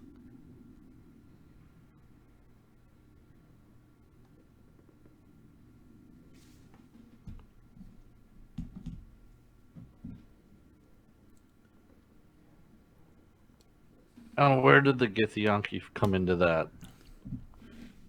Well, I'll give it. You guys have been good customers, so I'll give you this one for free. You see, a couple decades back, the Githyanki made a deal with the Tormtor Alliance. Seems that the Githyanki are looking for a place to raise their young. And they've decided that this would be a well-protected enclave for them to do their trainings. They have some belief systems and some values that kind of fall in line with Kirin Sali, even though they themselves don't worship a god per se, but they're Lich Queen. And so they struck a chord. The Githyanki helped the Tormtor Alliance overtake the Vault of the Drow. They would be safe to raise their young here, since they cannot age on the astral plane where they are native. Well, unfortunately, everything's a zero-sum game. As soon as that happened, Mind Flayers got involved and pledged their services to the other side. So, this whole thing is getting more complicated by the minute. There's a lot of angles here. This is really torture for me. I hate all of those things. Yeah, me too. Oh, but I mean, I really hate them. Wait, did you say there's Githyanki young here? Not yet. That's okay. I've learned that. I picked up that tip some time ago. All right. Well, that's one side quest we don't have to take. All right. But there's Illithids. But the Illithids aren't on the side of House Tormtor. No, they are on the side of the Kilsec Alliance. The forces aligned with Loth. And really, their only interest is to ensure that this Githyanki enclave does not take effect. All right, last question. You can tell me how much you think this is worth.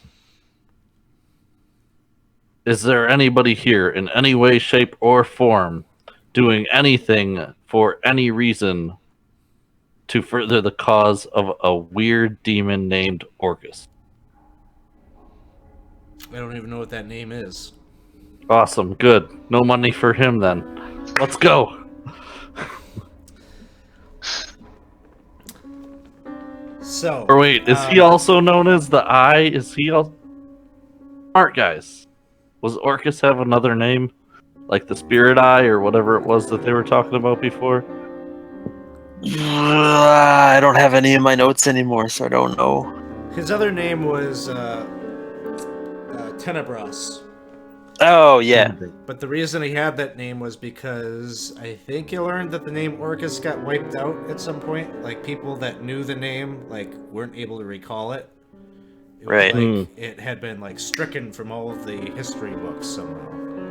And Tenebras is kind of like a generic, like this is like an evil entity or an all-empowering thing, right? Yeah, it's like not a proper name, but more of Sure. like an alias that he had to go by. Okay.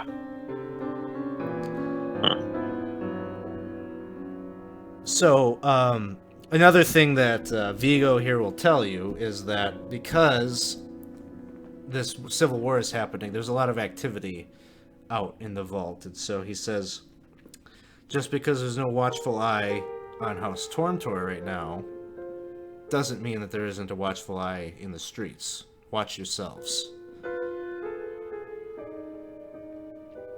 Very well. So one of the things I want to do quick, because were we asking him about an escape route, Penton, or we just relying on him later to still be here? I mean, if he's willing to provide, we also do have the access to plane shift at the moment, so we can do a little teleporty jumpy. All right, cool. If not So in too much trouble. So you said each one of these squares is about 1,000 feet, Yeah. which basically means it's like 1, 2, 3. What is it? How many feet in a mile? Is it 5,680 or 3,600? 4,680. 3,680. Yep. 3,680. Sure. Well, I have no idea. 2,000. I hear 2,000. It's gotta be. Someone in the chat You know how just many purchased feet are in a 1 mile?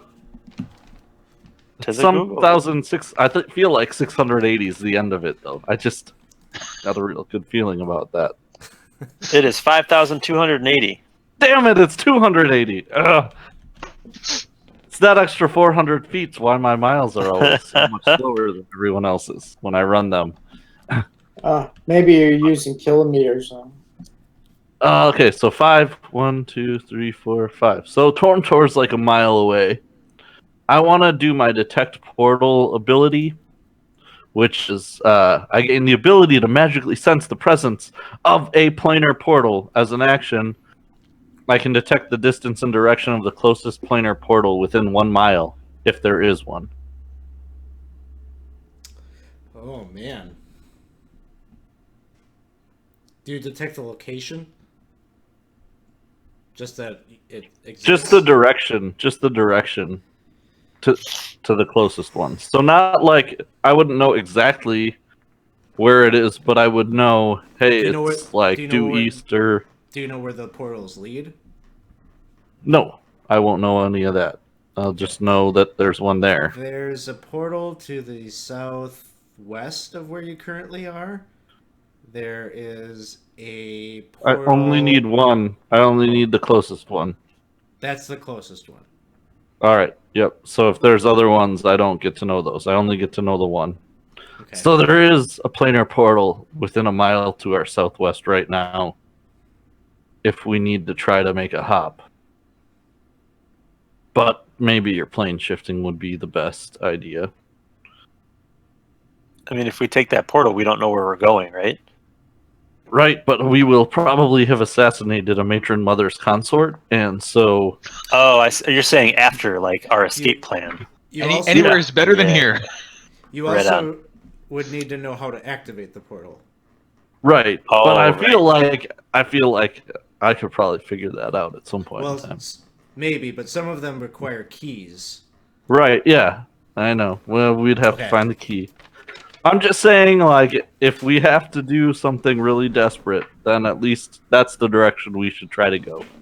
Super big lockpick. Now, a quick question for you. I have noticed a number of pets and odds and ends scattered about the party. Do any of you happen to have a familiar whose eyes you can see through?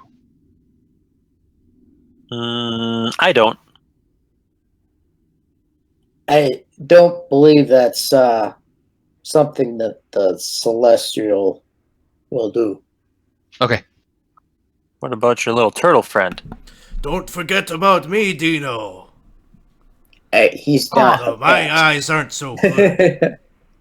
I was thinking perhaps something that could fly. Given a little bit of time, I could summon a familiar, incant it with the ability of True Sight, and send it up to spy upon those fake Drow, and perhaps reconnoiter the place in that fashion. The Celestial actually can fly, but I can't see through his eyes. Can the Celestial speak to you? Communicate in any way? Telepathy. That seems reasonable.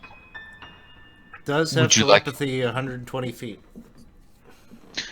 So, I can provide your Celestial with considerably improved eyesight, have them spy upon our Drow in the tower, and provide insight as to what they actually are. So, cast True Sight on the Celestial, have the Celestial fly up there and peek down, and see what they are. All right. The Celestial, the Quaddle, goes flying up and kind of does a survey, does a pass over this area. And what it's seeing is that these helmed guards in plate mail, they don't have... they just kind of shamble and wander about the walls, but they're not really aware. And it gets a sense that as a celestial being, and with the ability of this True Sight, identifies that these are all undead. And they're not exactly intelligent undead. The biggest tell is that while they all have like crossbows and weapons drawn, are strapped to their back, none of them are like wielding them, and they just kind of move around aimlessly around the wall. All right. I tell the rest of the party what the Celestial has told me through his mind. Even in the watchtowers, there's undead that are standing there, clearly, very purposely, have been dressed to look like the guards of this house, but they're just standing there, more or less as decoys. Could there be some sort of a high-level necromancer or something that's bringing these undead to act as guards? Are drows normally doing that kind of stuff? Is that or Penton, do you know? Penton, you can do like a, I don't know. Let's say a history check. History check? Sure. How about a 23? You're not exactly sure because you haven't been here before, but you know of Drow. Drow exist on other planes and things like that, but they more tend to be demon worshippers, if anything. They follow a demon goddess. They tend to summon demons. Usually in Drow society, it's kind of... Sometimes they do delve into necromancy, but it's not really the norm, and sometimes they're shunned for it. Well, the undead, while occasionally useful, are slightly déclassé. Drow are very interested in projecting their noble natures in their own way, and undead as gods, especially on a watchtower, from what I understand, they have very limited sight ranges and very reduced vocal capabilities, making poor gods at best. So they're really like the literal last line of defense. So if something gets on the wall or in the castle, then they'll do something, but otherwise they're not really going to do anything. That does seem to be the case. I would suspect that House Tormtor is putting up a facade, perhaps to distract from some other activity. Show your troops over here while you are taking action over there, as it were. Interesting.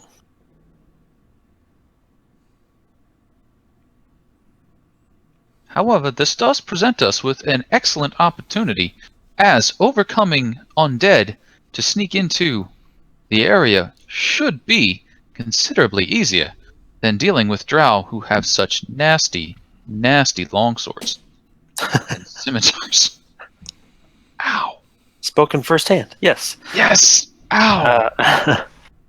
Okay, so do we start heading to Tormtor and find a way in? Yes, I will. I'd like to do pass without trace on us, Okay. so that we can stealthily try to move through the streets. Absolutely. Also, just as a note, the group traveling with me can move stealthily at normal speed, I think, or maybe that's just me. I forget. Pass without Natural- trace, I think, does a plus 10. Yeah, I was thinking about the Yeah. natural explorer benefit. When you make a Oh, difficult terrain, doesn't slow my group's travel. We can't become lost. Even we remain alert to danger, even if we're engaged in other stuff. Nope, the stealthy thing was if I'm alone. So pass without trace adds 10 to everybody. Everybody's stealth checks if we want to try to stealthily move throughout the city to get to House Tormtor. So that plan will work. You're able to, with your pass without trace, you're kind of sneaking around, and at times you see patrols of 25, 30 drow coming through. But your pass without trace, they don't seem you're able to kind of blend in with the environment and sneak behind rock formations and hide behind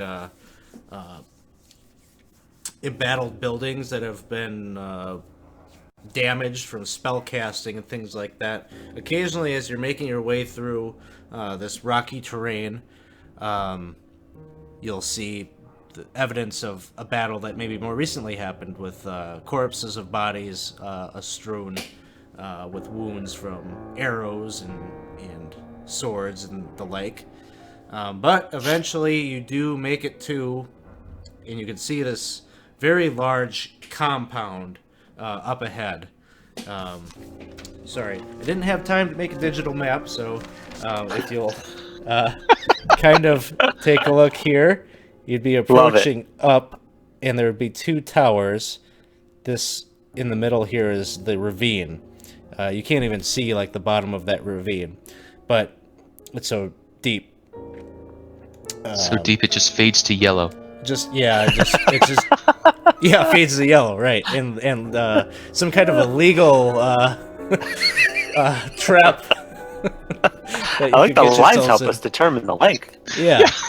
But then in between the complex, or the wall that would be on the other side, there is a webbing that seems to be the bridge that they use to get to the other side. And you, sure enough, you guys, even with the pass without trace, you would expect, getting up this close to these towers, that you would be getting rained down upon by arrows and the like.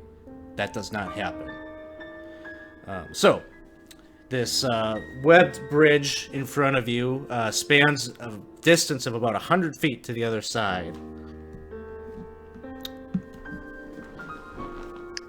Well, are we crossing our bridge here? Seems like the way to go. Yeah, I mean, can we walk on that stuff without getting stuck? It is webbing, after all. I'm gonna dip a toe on it and see if it is sticky or tacky to my foot. It doesn't seem to be that kind of a thing. However, it's very flimsy and flexible, like walking across, I don't know, like a rope bridge. And so it's somewhat destabilizing and hard to balance on for you. You're not used to this. Okay. I'm going to if it'll be of some benefit, I'm gonna cast freedom of movement on myself,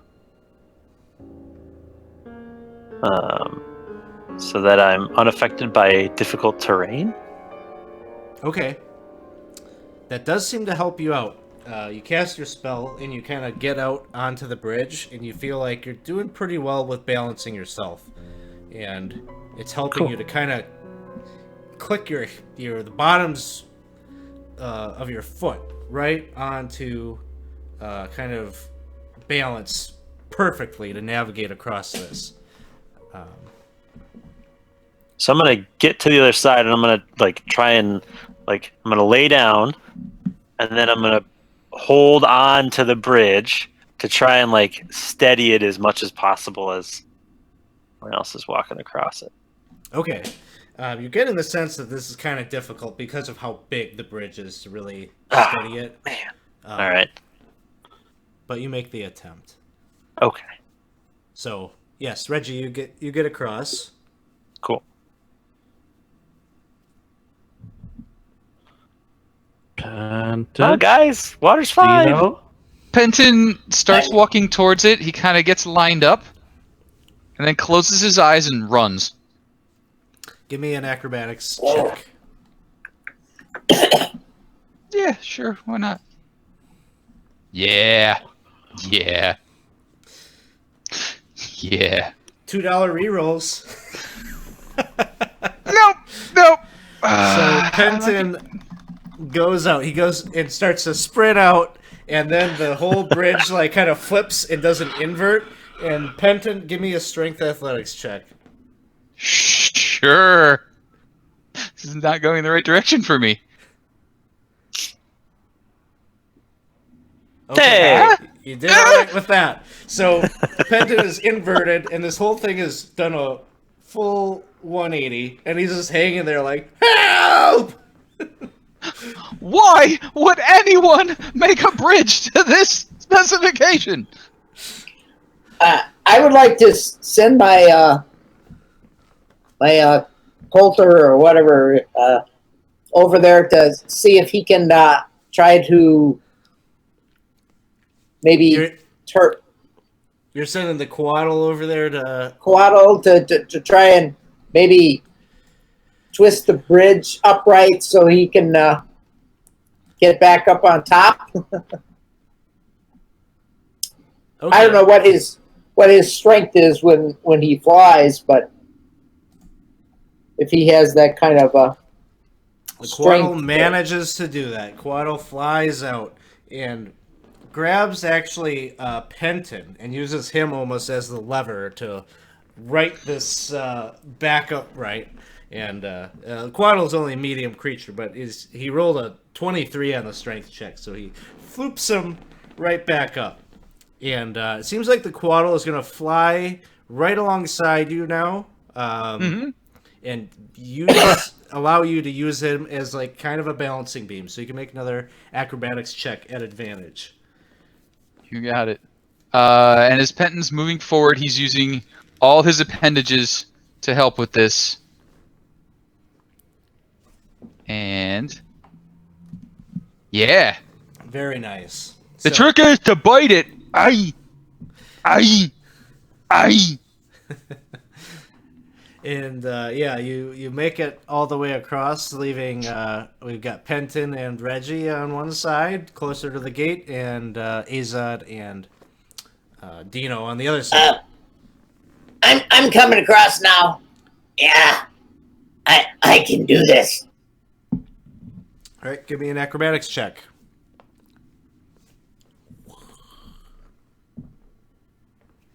All right, you make it across, which leaves us with Azad. Okay. So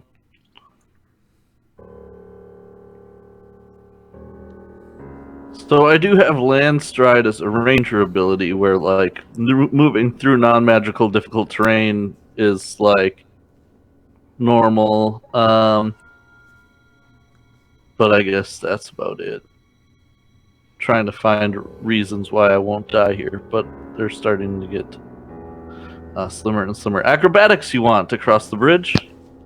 Yeah, acrobatics.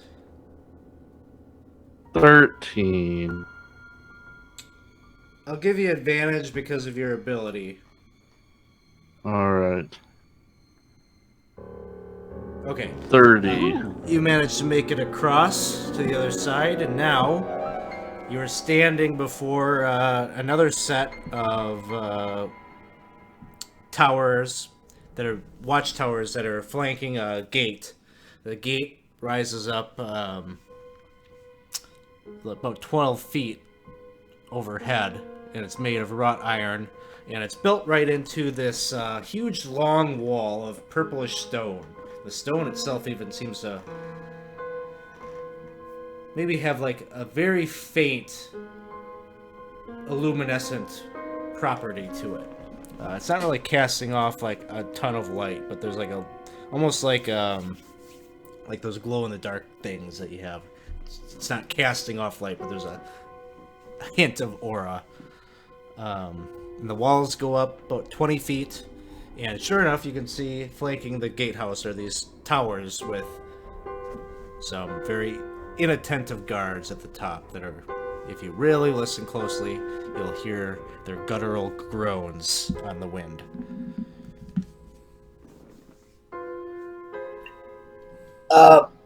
Now, this gate that goes up 12 feet, is that the top then, or does the wall go up beyond that?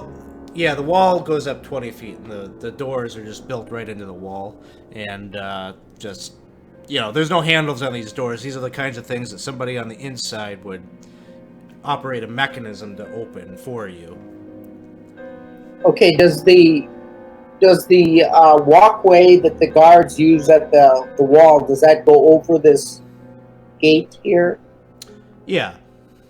Okay. There would be like a small parapet at the top.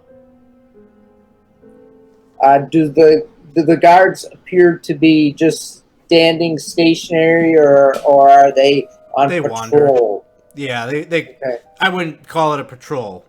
They're animated, undead, and they just kind of mindlessly roam around. All right. Maybe once in a while you get like the video game NPC bumping into a wall kind of thing. They're trying to go forward, they're stuck.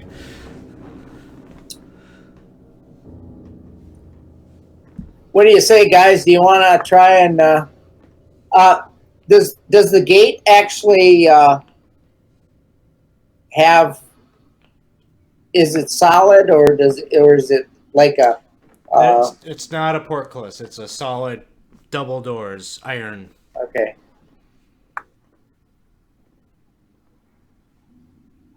I could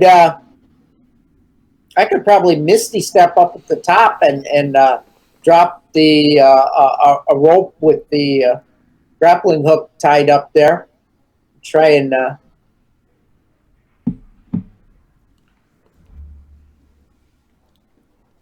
let you guys climb up. Azad could probably get up there too. He can teleport up there, right? I could. I also personally have the ability to walk through this gate, Oh, but I can't take you all with me, so Well, just open it up from the inside. Yeah.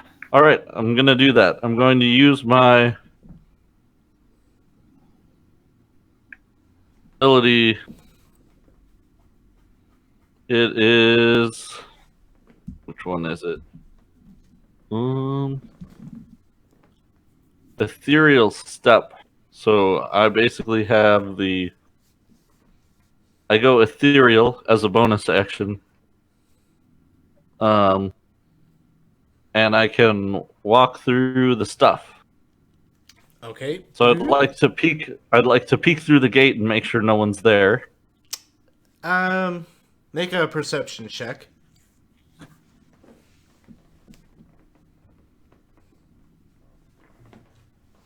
Jeez, all these low rolls. 12 You peek with through. a passive passive perception of 20. But I rolled a 12. Yeah, you're peeking. It sounds like you're peeking your head with your Yeah. ability real quick. This must not be like a limited use thing. You use it multiple times. Going like my ethereal step. Yeah. Like it'll last through my turn. I'm gonna peek in, and if there's Oh, people gotcha. like All right. immediately there, So you. I'm gonna not go through. Yep. So you like poke your head through, and you just do like a quick glance. Yeah, you don't see anybody on the other side. All right. So then I walk through, and I am back in my normal form, and All I right. very So you pass quietly. through, and you're on the other side. You can see that there is a like a crank that is attached to some chains. And this device, you suspect, if you crank this, is going to bring the doors to open. All right. Now I know this probably won't cover absolutely everything, but I'm going to cast silence on the area around the crank, and then start cranking it to try to open the door. All right. So as you're cranking this rusty old winch, there's no sound that comes, and you can tell that the undead shambling around about on patrol are not summoned forth, and so the doors open, giving the rest of the group plenty of causeway to look in, and it would appear that Vigo's his intel was correct. You can see the massive structure of the Palace of Tormtor straight ahead. And you can see that there is, well, the whole building of this palace is a very odd architecture and strange curvature to it. It has this odd appearance, almost like it's a big, huge, like egg sack, and there's even like webbing that kind of drapes over the entire thing. To the west of the structure, you can see the fungal garden that Vigo told you about, amongst the statuary of these kind of spider-esque art pieces are a number of different fungal growths that seem to be very intentionally cultivated there. And on the opposite side of the building, you can see a one-story structure that seems like it's the dormitory that he spoke of for the servants. And so there's a set of doors that would lead into the main palace. Do we want to check on these servants at all, or do we just want to go right in? I think we just go.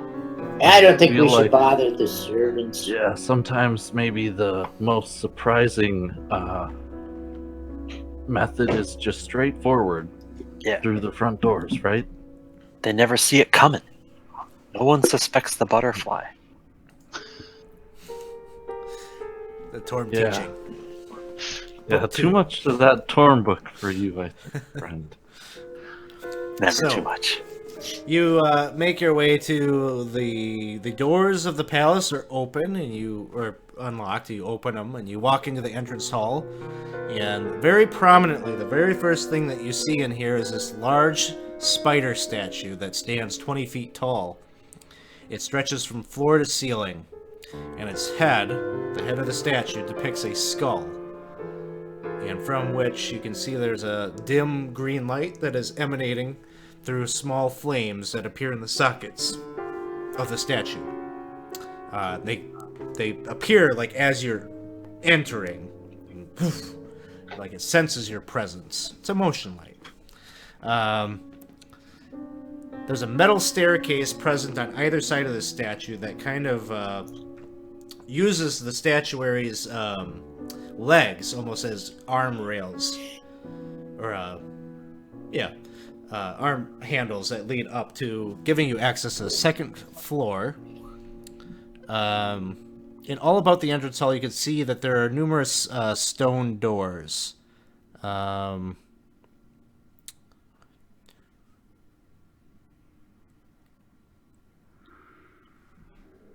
6 in total.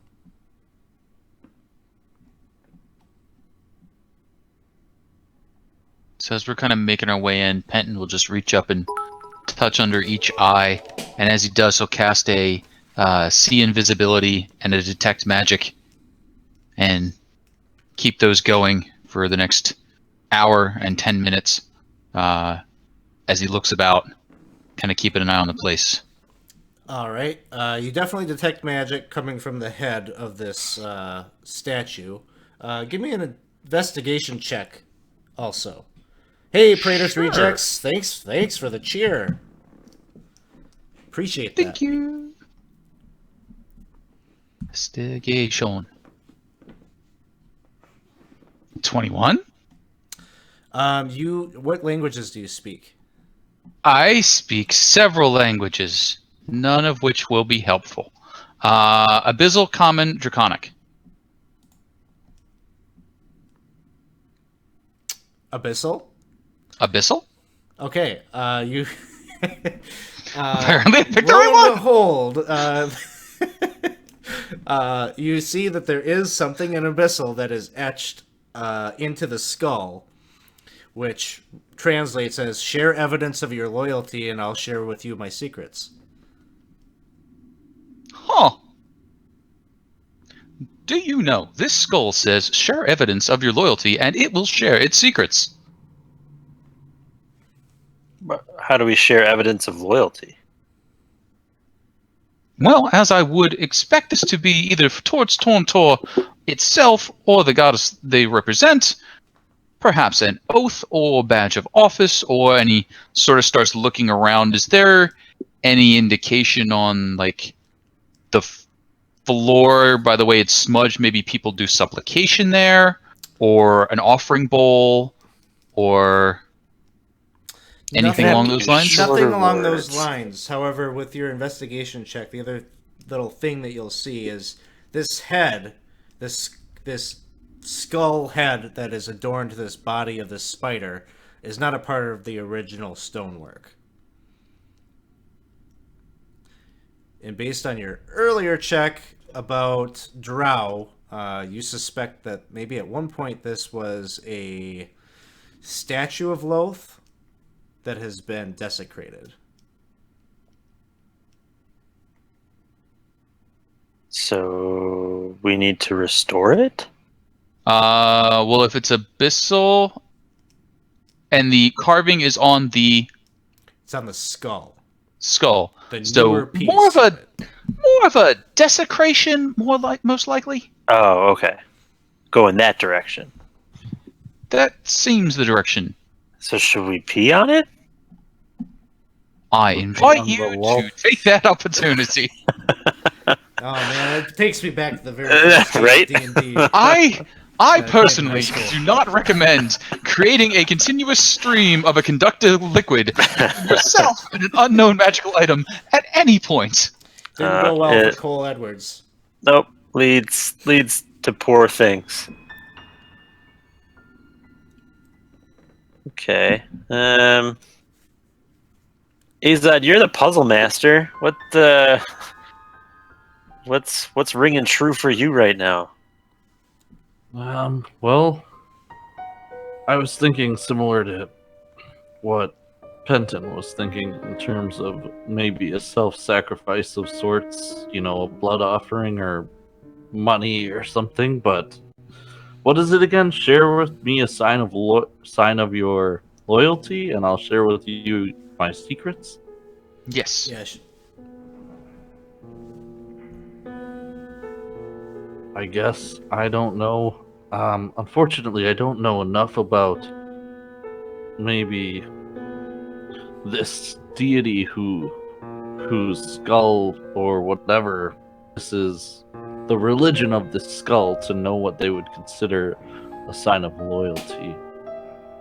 And also I would put money there, but that frickin' Smurf Neblin has all my money.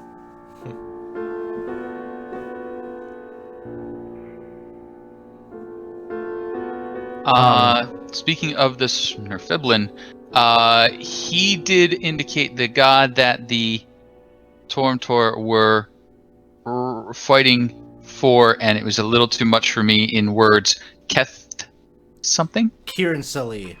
Kieran Sully. Kieran Sully, do we have any insight on what Kieran Sully might stand for other than this skull face look? I think Vigo told you that it was a Drow goddess of necromancy and death. Necromancy and death. I'm gonna whisper over to Penton, like, maybe we sacrifice like an animal to it, like a turtle. we do have the turtle. That is not a turtle. So how about, since we're trying to piss off Loth and sacrifice something, do we see any spiders around? Oh, No. No! We're in Drow world! How are there no spiders? Never a goddamn spider when you need one. I'm gonna walk up to it and I'm gonna kiss the skull. You give That's it a big brazen. old smooch, but nothing Yep. happens. Dang it! Took a suggestion from the chat. Didn't work out. Yeah. How about I play an appropriate tune on my musical instrument and maybe wait, because we are sneaking in to a drow house here, so maybe keep it low. no music. I'll keep it low. I feel like we've Keep it at already a maybe reasonable been talking a volume little. between 9 and 11. Like we've already been talking a little too loud. All right. Maybe we come back to this later and we go kill the thing we're here. So, Fine.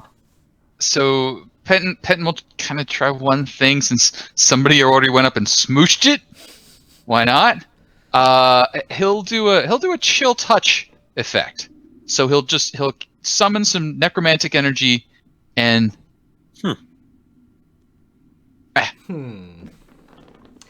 Why don't you give me an Arcana check along with this chill touch? Let's see what happens. an Arcana check, eh?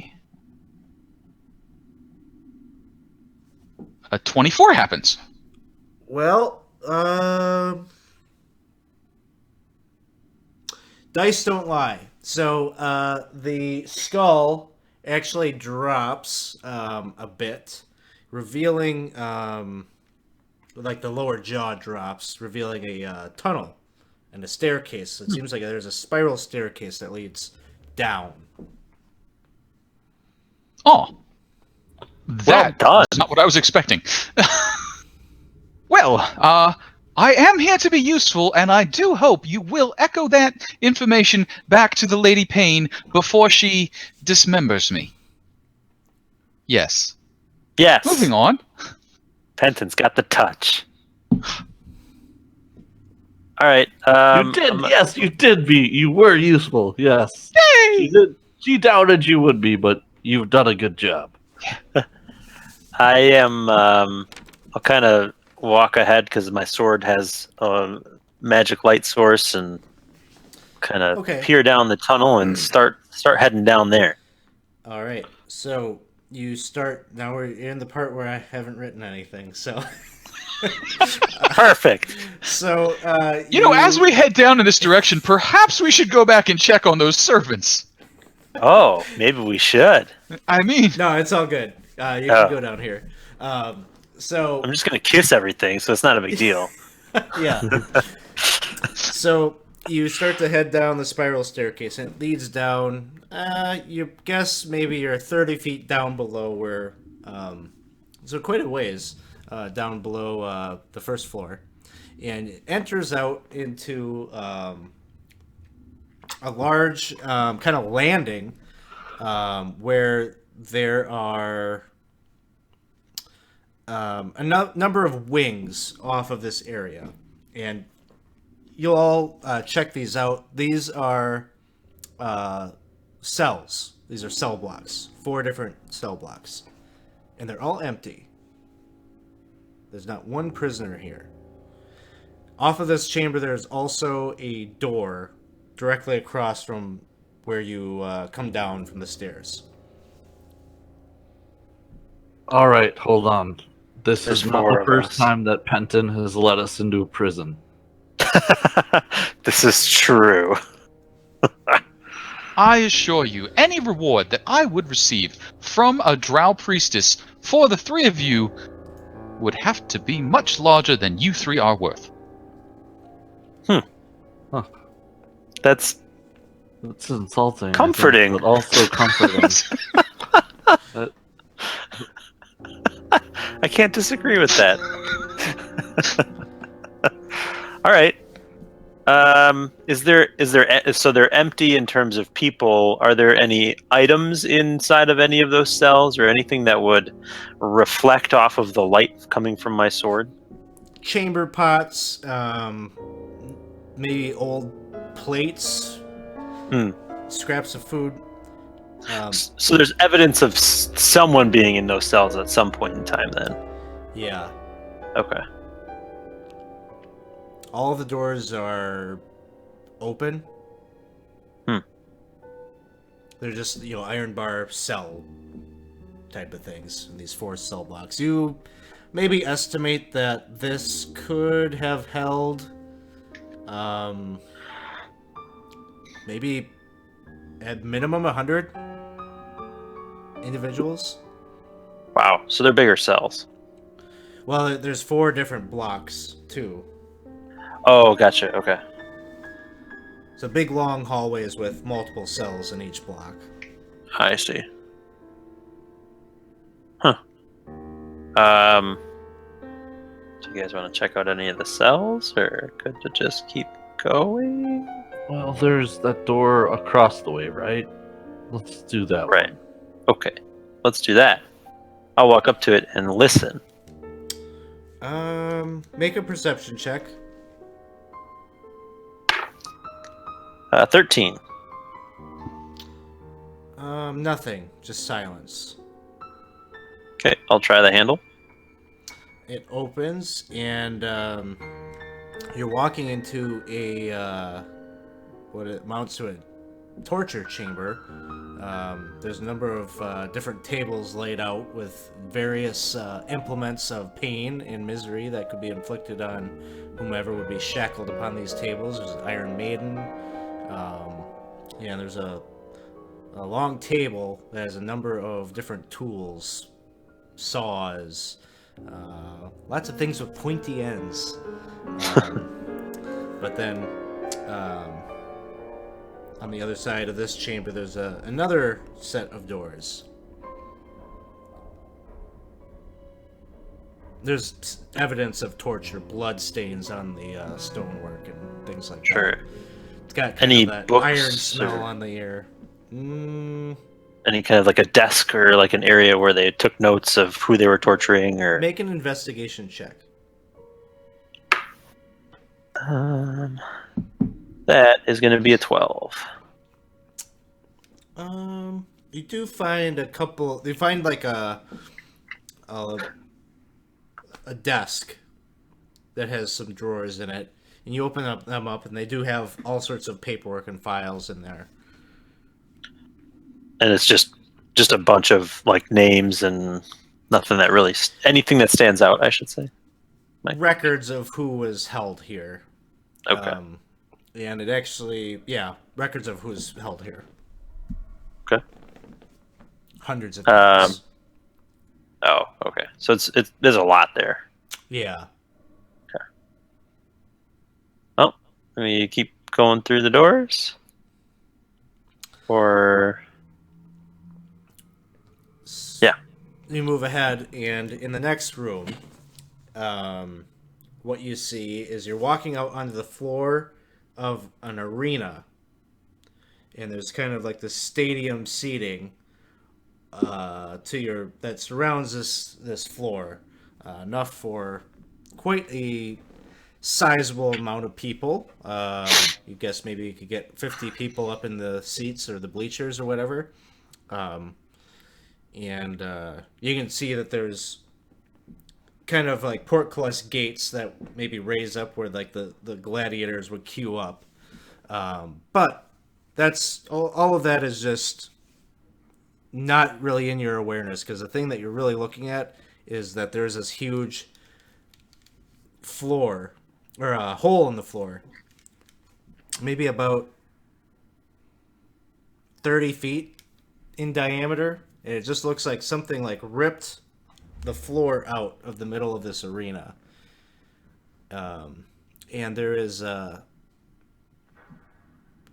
contraption that is built there alongside this hole, kind of like a platform. There's some kind of like a device, and a pulley system. It seems like if you go and you mess around with the machinery, that this wooden platform would descend down along a track that has been built into the side of this pit. It goes down, you don't know how far. You can't see the bottom.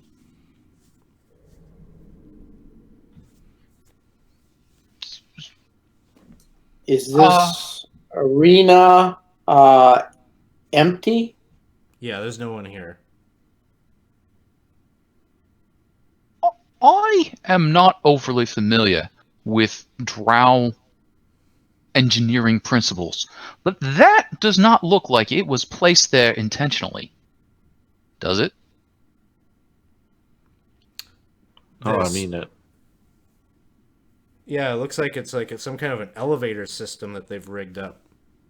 But like the hole, like was the arena hole? built around the hole, or does the hole look like you kind of described it as ripped out? So I'm like, did something bad happen here? It looks like Make an investigation check. Sure. I'm investigative in nature. I'm not. I lied. It was a fabrication. You're not sure what could have created this hole, but maybe some of the things that would be going through your brain would be like earthquakes, natural disaster kinds of things. But there's no, even with an 11, you're noticing that there's not really like structural damage to anything else. Okay.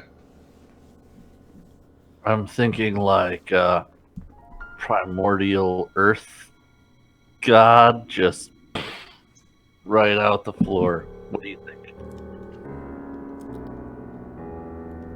That's a no. I can see it in your Can eyes. we- Okay, no, bad idea. All right, it wasn't that. If I move close to the hole and I listen, can I hear anything coming up from the below?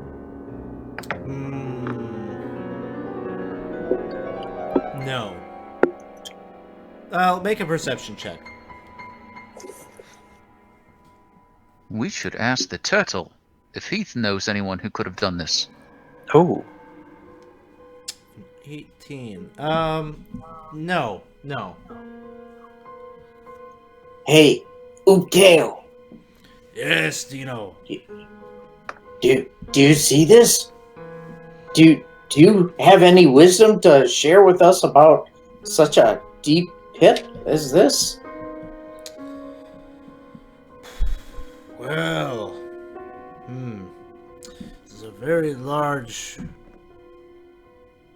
Well, I'll tell you what, Dino. Why don't you make a nature check at advantage?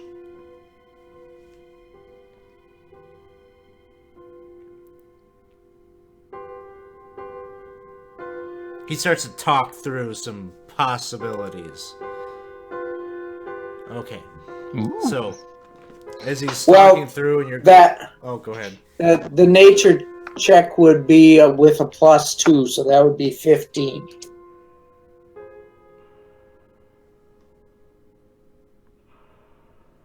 Or 19. Disadvantage or advantage? Yeah, you had advantage. What's that? Oh, I see. You only have a 19. I see. Yeah, added those. Okay. 19. Yeah, 19. He doesn't know. He says, he just starts naming off. He's like, I think some kind of creature made this. He says, it looks much too rough for it to be. I was listening to what you were saying about primordials and oozes. No, that would be very smooth hole. The acid would polish this up, but this is a little too rigid. I think some kind of animal or creature did this.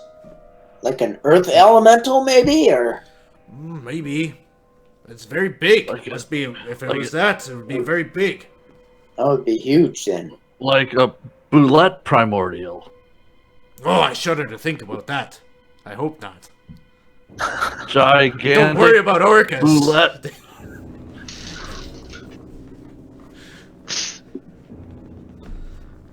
So confused.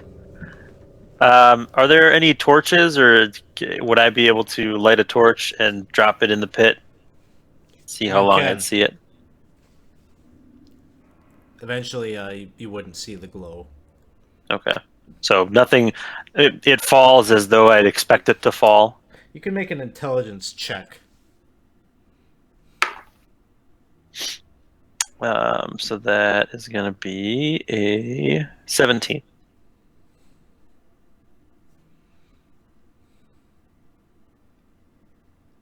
You hear it very faintly at some point. Okay. You would guess this pit goes down at least 500 feet. Okay. So we can kind of gauge that by looking at the elevator. Well, it's probably got some sort of a winch with rope wrapped around it, judging by how much rope they need to lower this thing. Yeah, there, huh? It's actually a whole chain system, but yeah. You get the sense that this goes down at least 500 feet, maybe more. All right, Well. so the question lies here, doesn't it? We're here to kill Rehi, right? To prevent Orcus from getting the knowledge that's in his head. Correct. Rehi is the consort of the matron of this house. Correct. Do we think that she would store her consort down some weird system of pulleys and levers at the bottom of like a big pit? Or do we believe maybe he's upstairs and we could go up there and kill him? I think we should leave the pit alone right now. So, I'm hearing that you want to go and try to find like the personal chambers of these characters, which you will be able to do. I'm just going to put it out there. You're going to notice as you're wandering around, there ain't no people here. So, that's weird. And you want to head up to his room? Or you want to try to find his room? Or do you want to try to find the matron mother's room? No. Okay. Even though there may not be people here, that is not a room I want to find yet, unless he's not in his room. So, Okay. are you familiar with the concept of a bomb shelter? It's somewhere people go to heal, usually underground in a bunker. Yeah, now I'm getting that, right? Like, I get it now. Alright. I'm starting to understand. Help those of us who are more dense understand. I've seen The Great Escape. Like, maybe they've tunneled out of here, essentially. Oh. They put undead guards up to make it look like they're here, and they're like, F this noise, we're out of here. And they use the giant boulette to do the initial pit. Gotcha. And there's usually something terrible that happens after they go down the hole. So they may be wiped out. Well, they may be setting off something terrible up here while they're down there, is more my thought. I see. Yeah, I seen The Great Escape. Most of them got caught again. This is more like a unleash hell up here while we're safe down there. Yeah. Okay. Well, okay. I mean, it could be. I'm thinking more of they tunneled their way out of here, but you're thinking they're digging down really far and gonna blow us up. Something? So They really went down a long ways to dig out, though. I am not personally familiar with this plane to know how digging down actually works. Does anyone have any knowledge of the planes that I can lean upon? I have knowledge of planes. So if were I to say, hey, is this one of those round-shaped planes where if you dig straight through you come out the other side? Or is it more of one of those flat-shaped planes where there's sort of a, you fall off? There's a lot of different thoughts about that.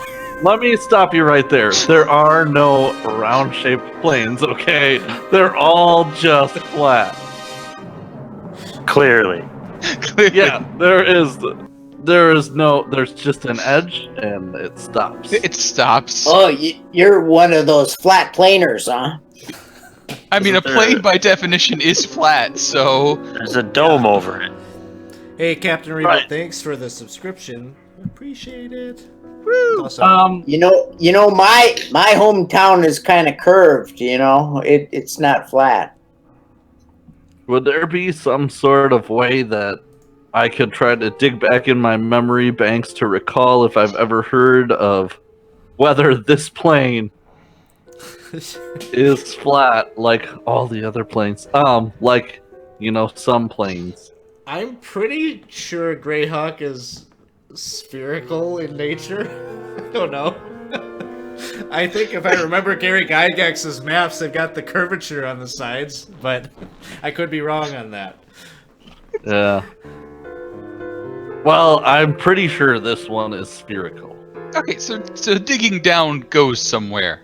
Which is, could be. Well, I mean, a lot of times those spherical planes have this big molten core that you can't just dig through, I've heard of one like that before. I've heard of that, but then where do they fit the Underdark?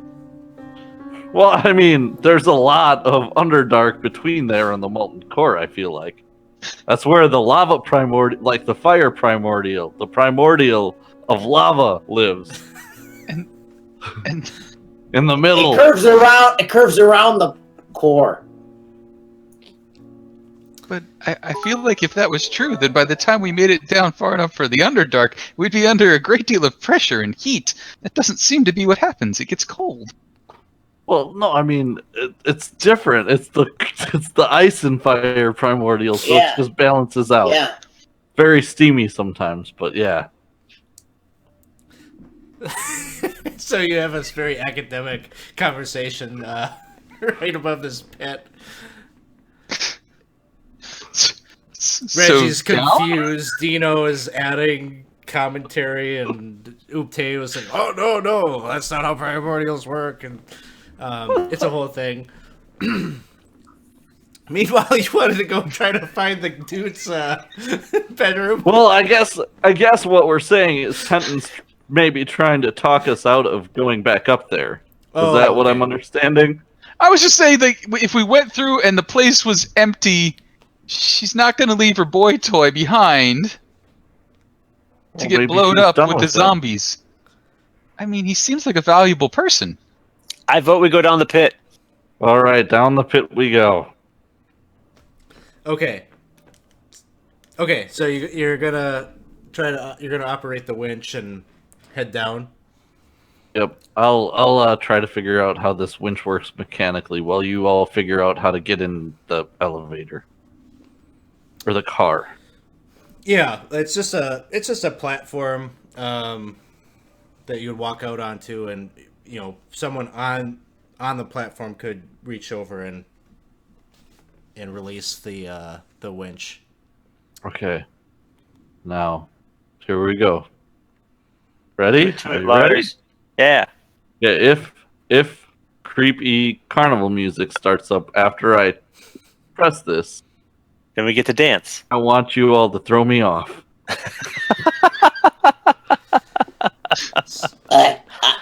I know how to play carnival music. No, I can please do don't. that. Please don't. Ready? And I pull the switch, lever, push it, pull it, whichever The direction it needs platform to just go. starts to like chunk, chunk, chunk, drop like 10 feet at a time, then stop, and then another 10 feet. And it's like, pretty dizzying as your stomach is dropping. And it takes some time, but yeah, you drop down 500 feet or so, and this platform drops onto this big, huge tunnel. It's like 30 feet across. Ceiling is about the same. Earthen rock that leads straight forward, kind of not straight, but it weaves a bit, but more or less straight ahead. And you got your ranger with you. The ranger would tell you that the navigation, the cardinal direction it's heading is south. All right. Also, I'd like to see if we can tell how long ago, how much traffic came in here and how long ago, or when the most recent travelers came down here. Okay, make a survival check. Okay. I'm still in the Underdark. Yep. Willis. Okay.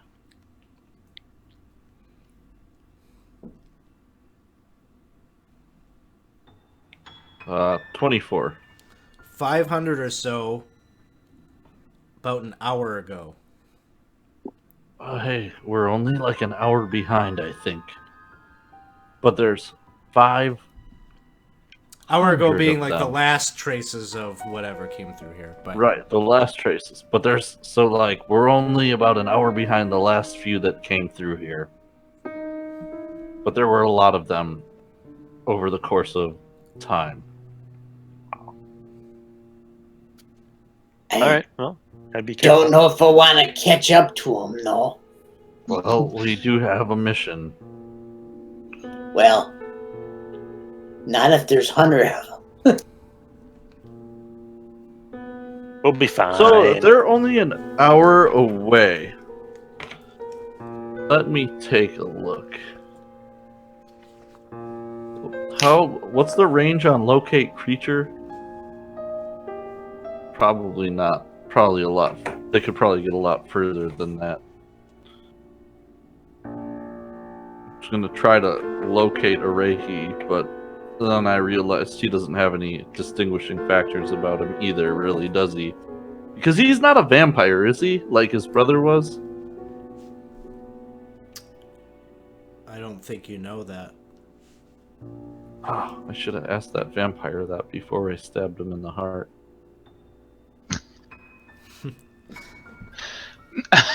Is your brother also a vampire? Yes. Okay, thank you.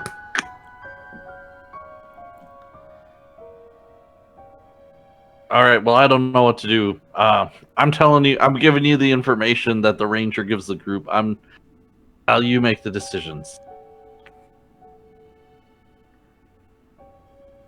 It's too bad we didn't have a long rest someplace. I could get my spells back. Down quite a few of them, but That is a shame. I still have some.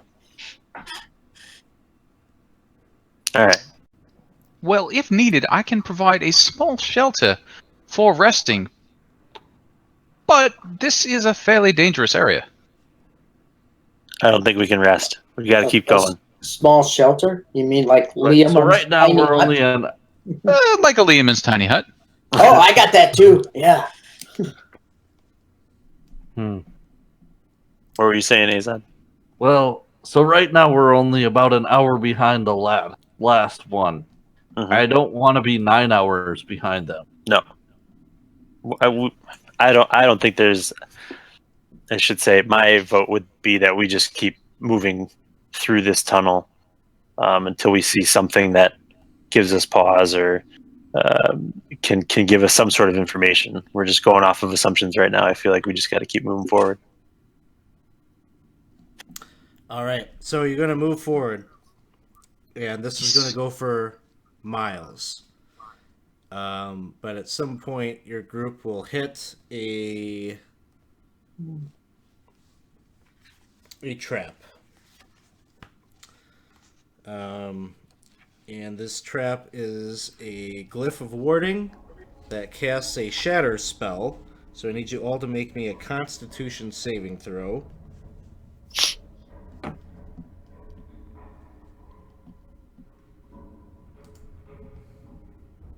Everybody has +2 on saves, by the way.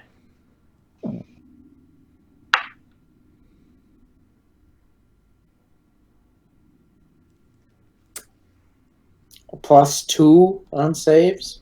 21 for me. I had a 25. It'd only be 9.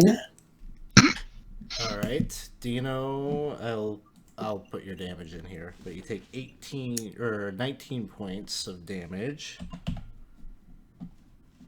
14 for me as the 14. save. Okay, Azad also. So you got some temp hit points there, right? Yeah. Yeah, everybody had 10 before.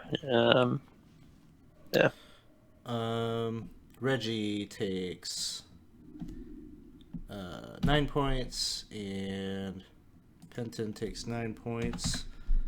I guess the Quaddle is still here? Or Dino, you gotta make a concentration check.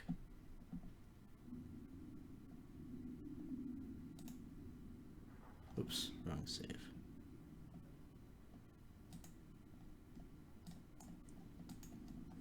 Oops. Okay, Quaddle goes away. No. And so You you get get to this use glyph them. of warding. This shatter spell shakes and shatters the tunnel, which also drops down a bit of debris. And each of you takes an additional 14 points of damage.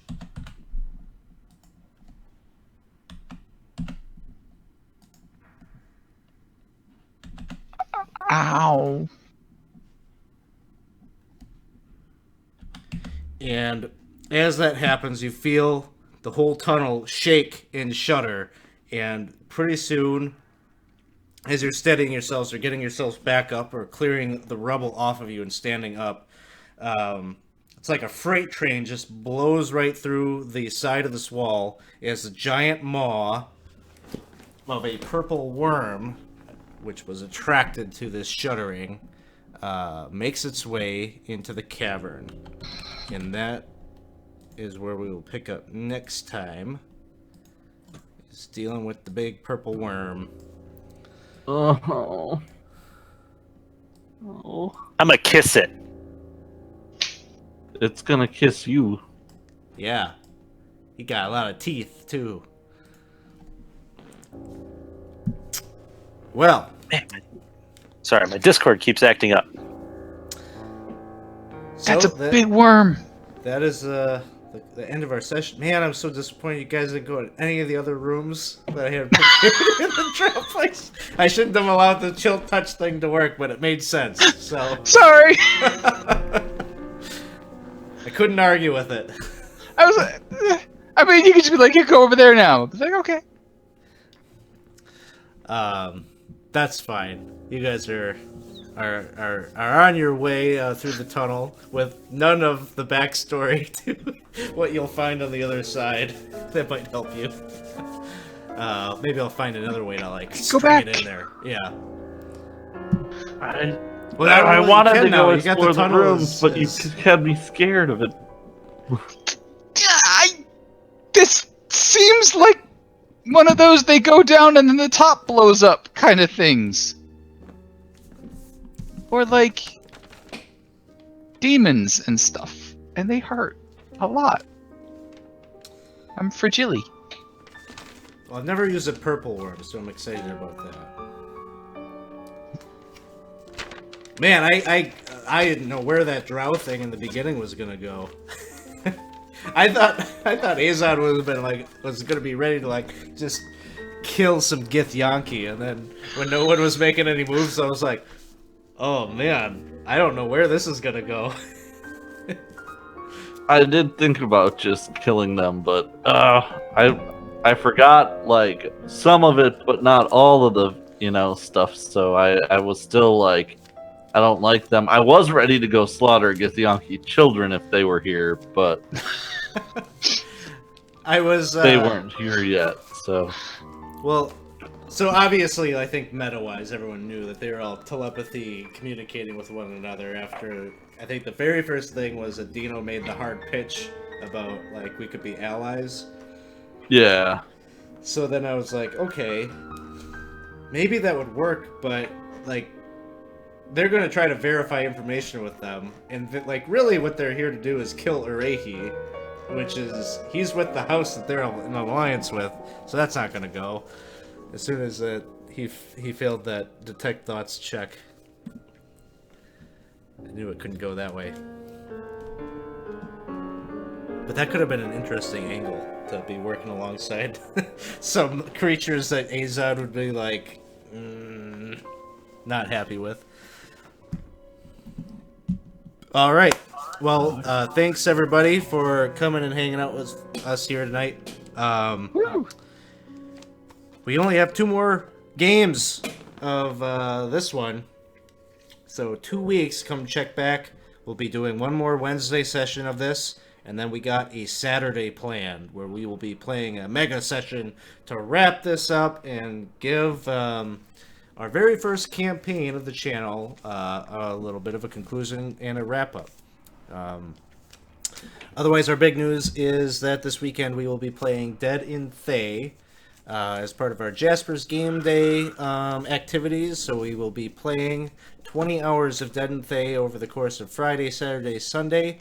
We will be raising money for the Center for Suicide Awareness. So yeah, I hope you'll come back and check that out starting Friday night at 7 p.m. All right. Just trying to see, do we got any friends to do a raid to? I think all of our... Trader is playing. I think the Is he? Discord said he is. Oh, it looks like they're doing a vodcast, so... Oh. All right. Well, we will see you all soon. Thanks for hanging out.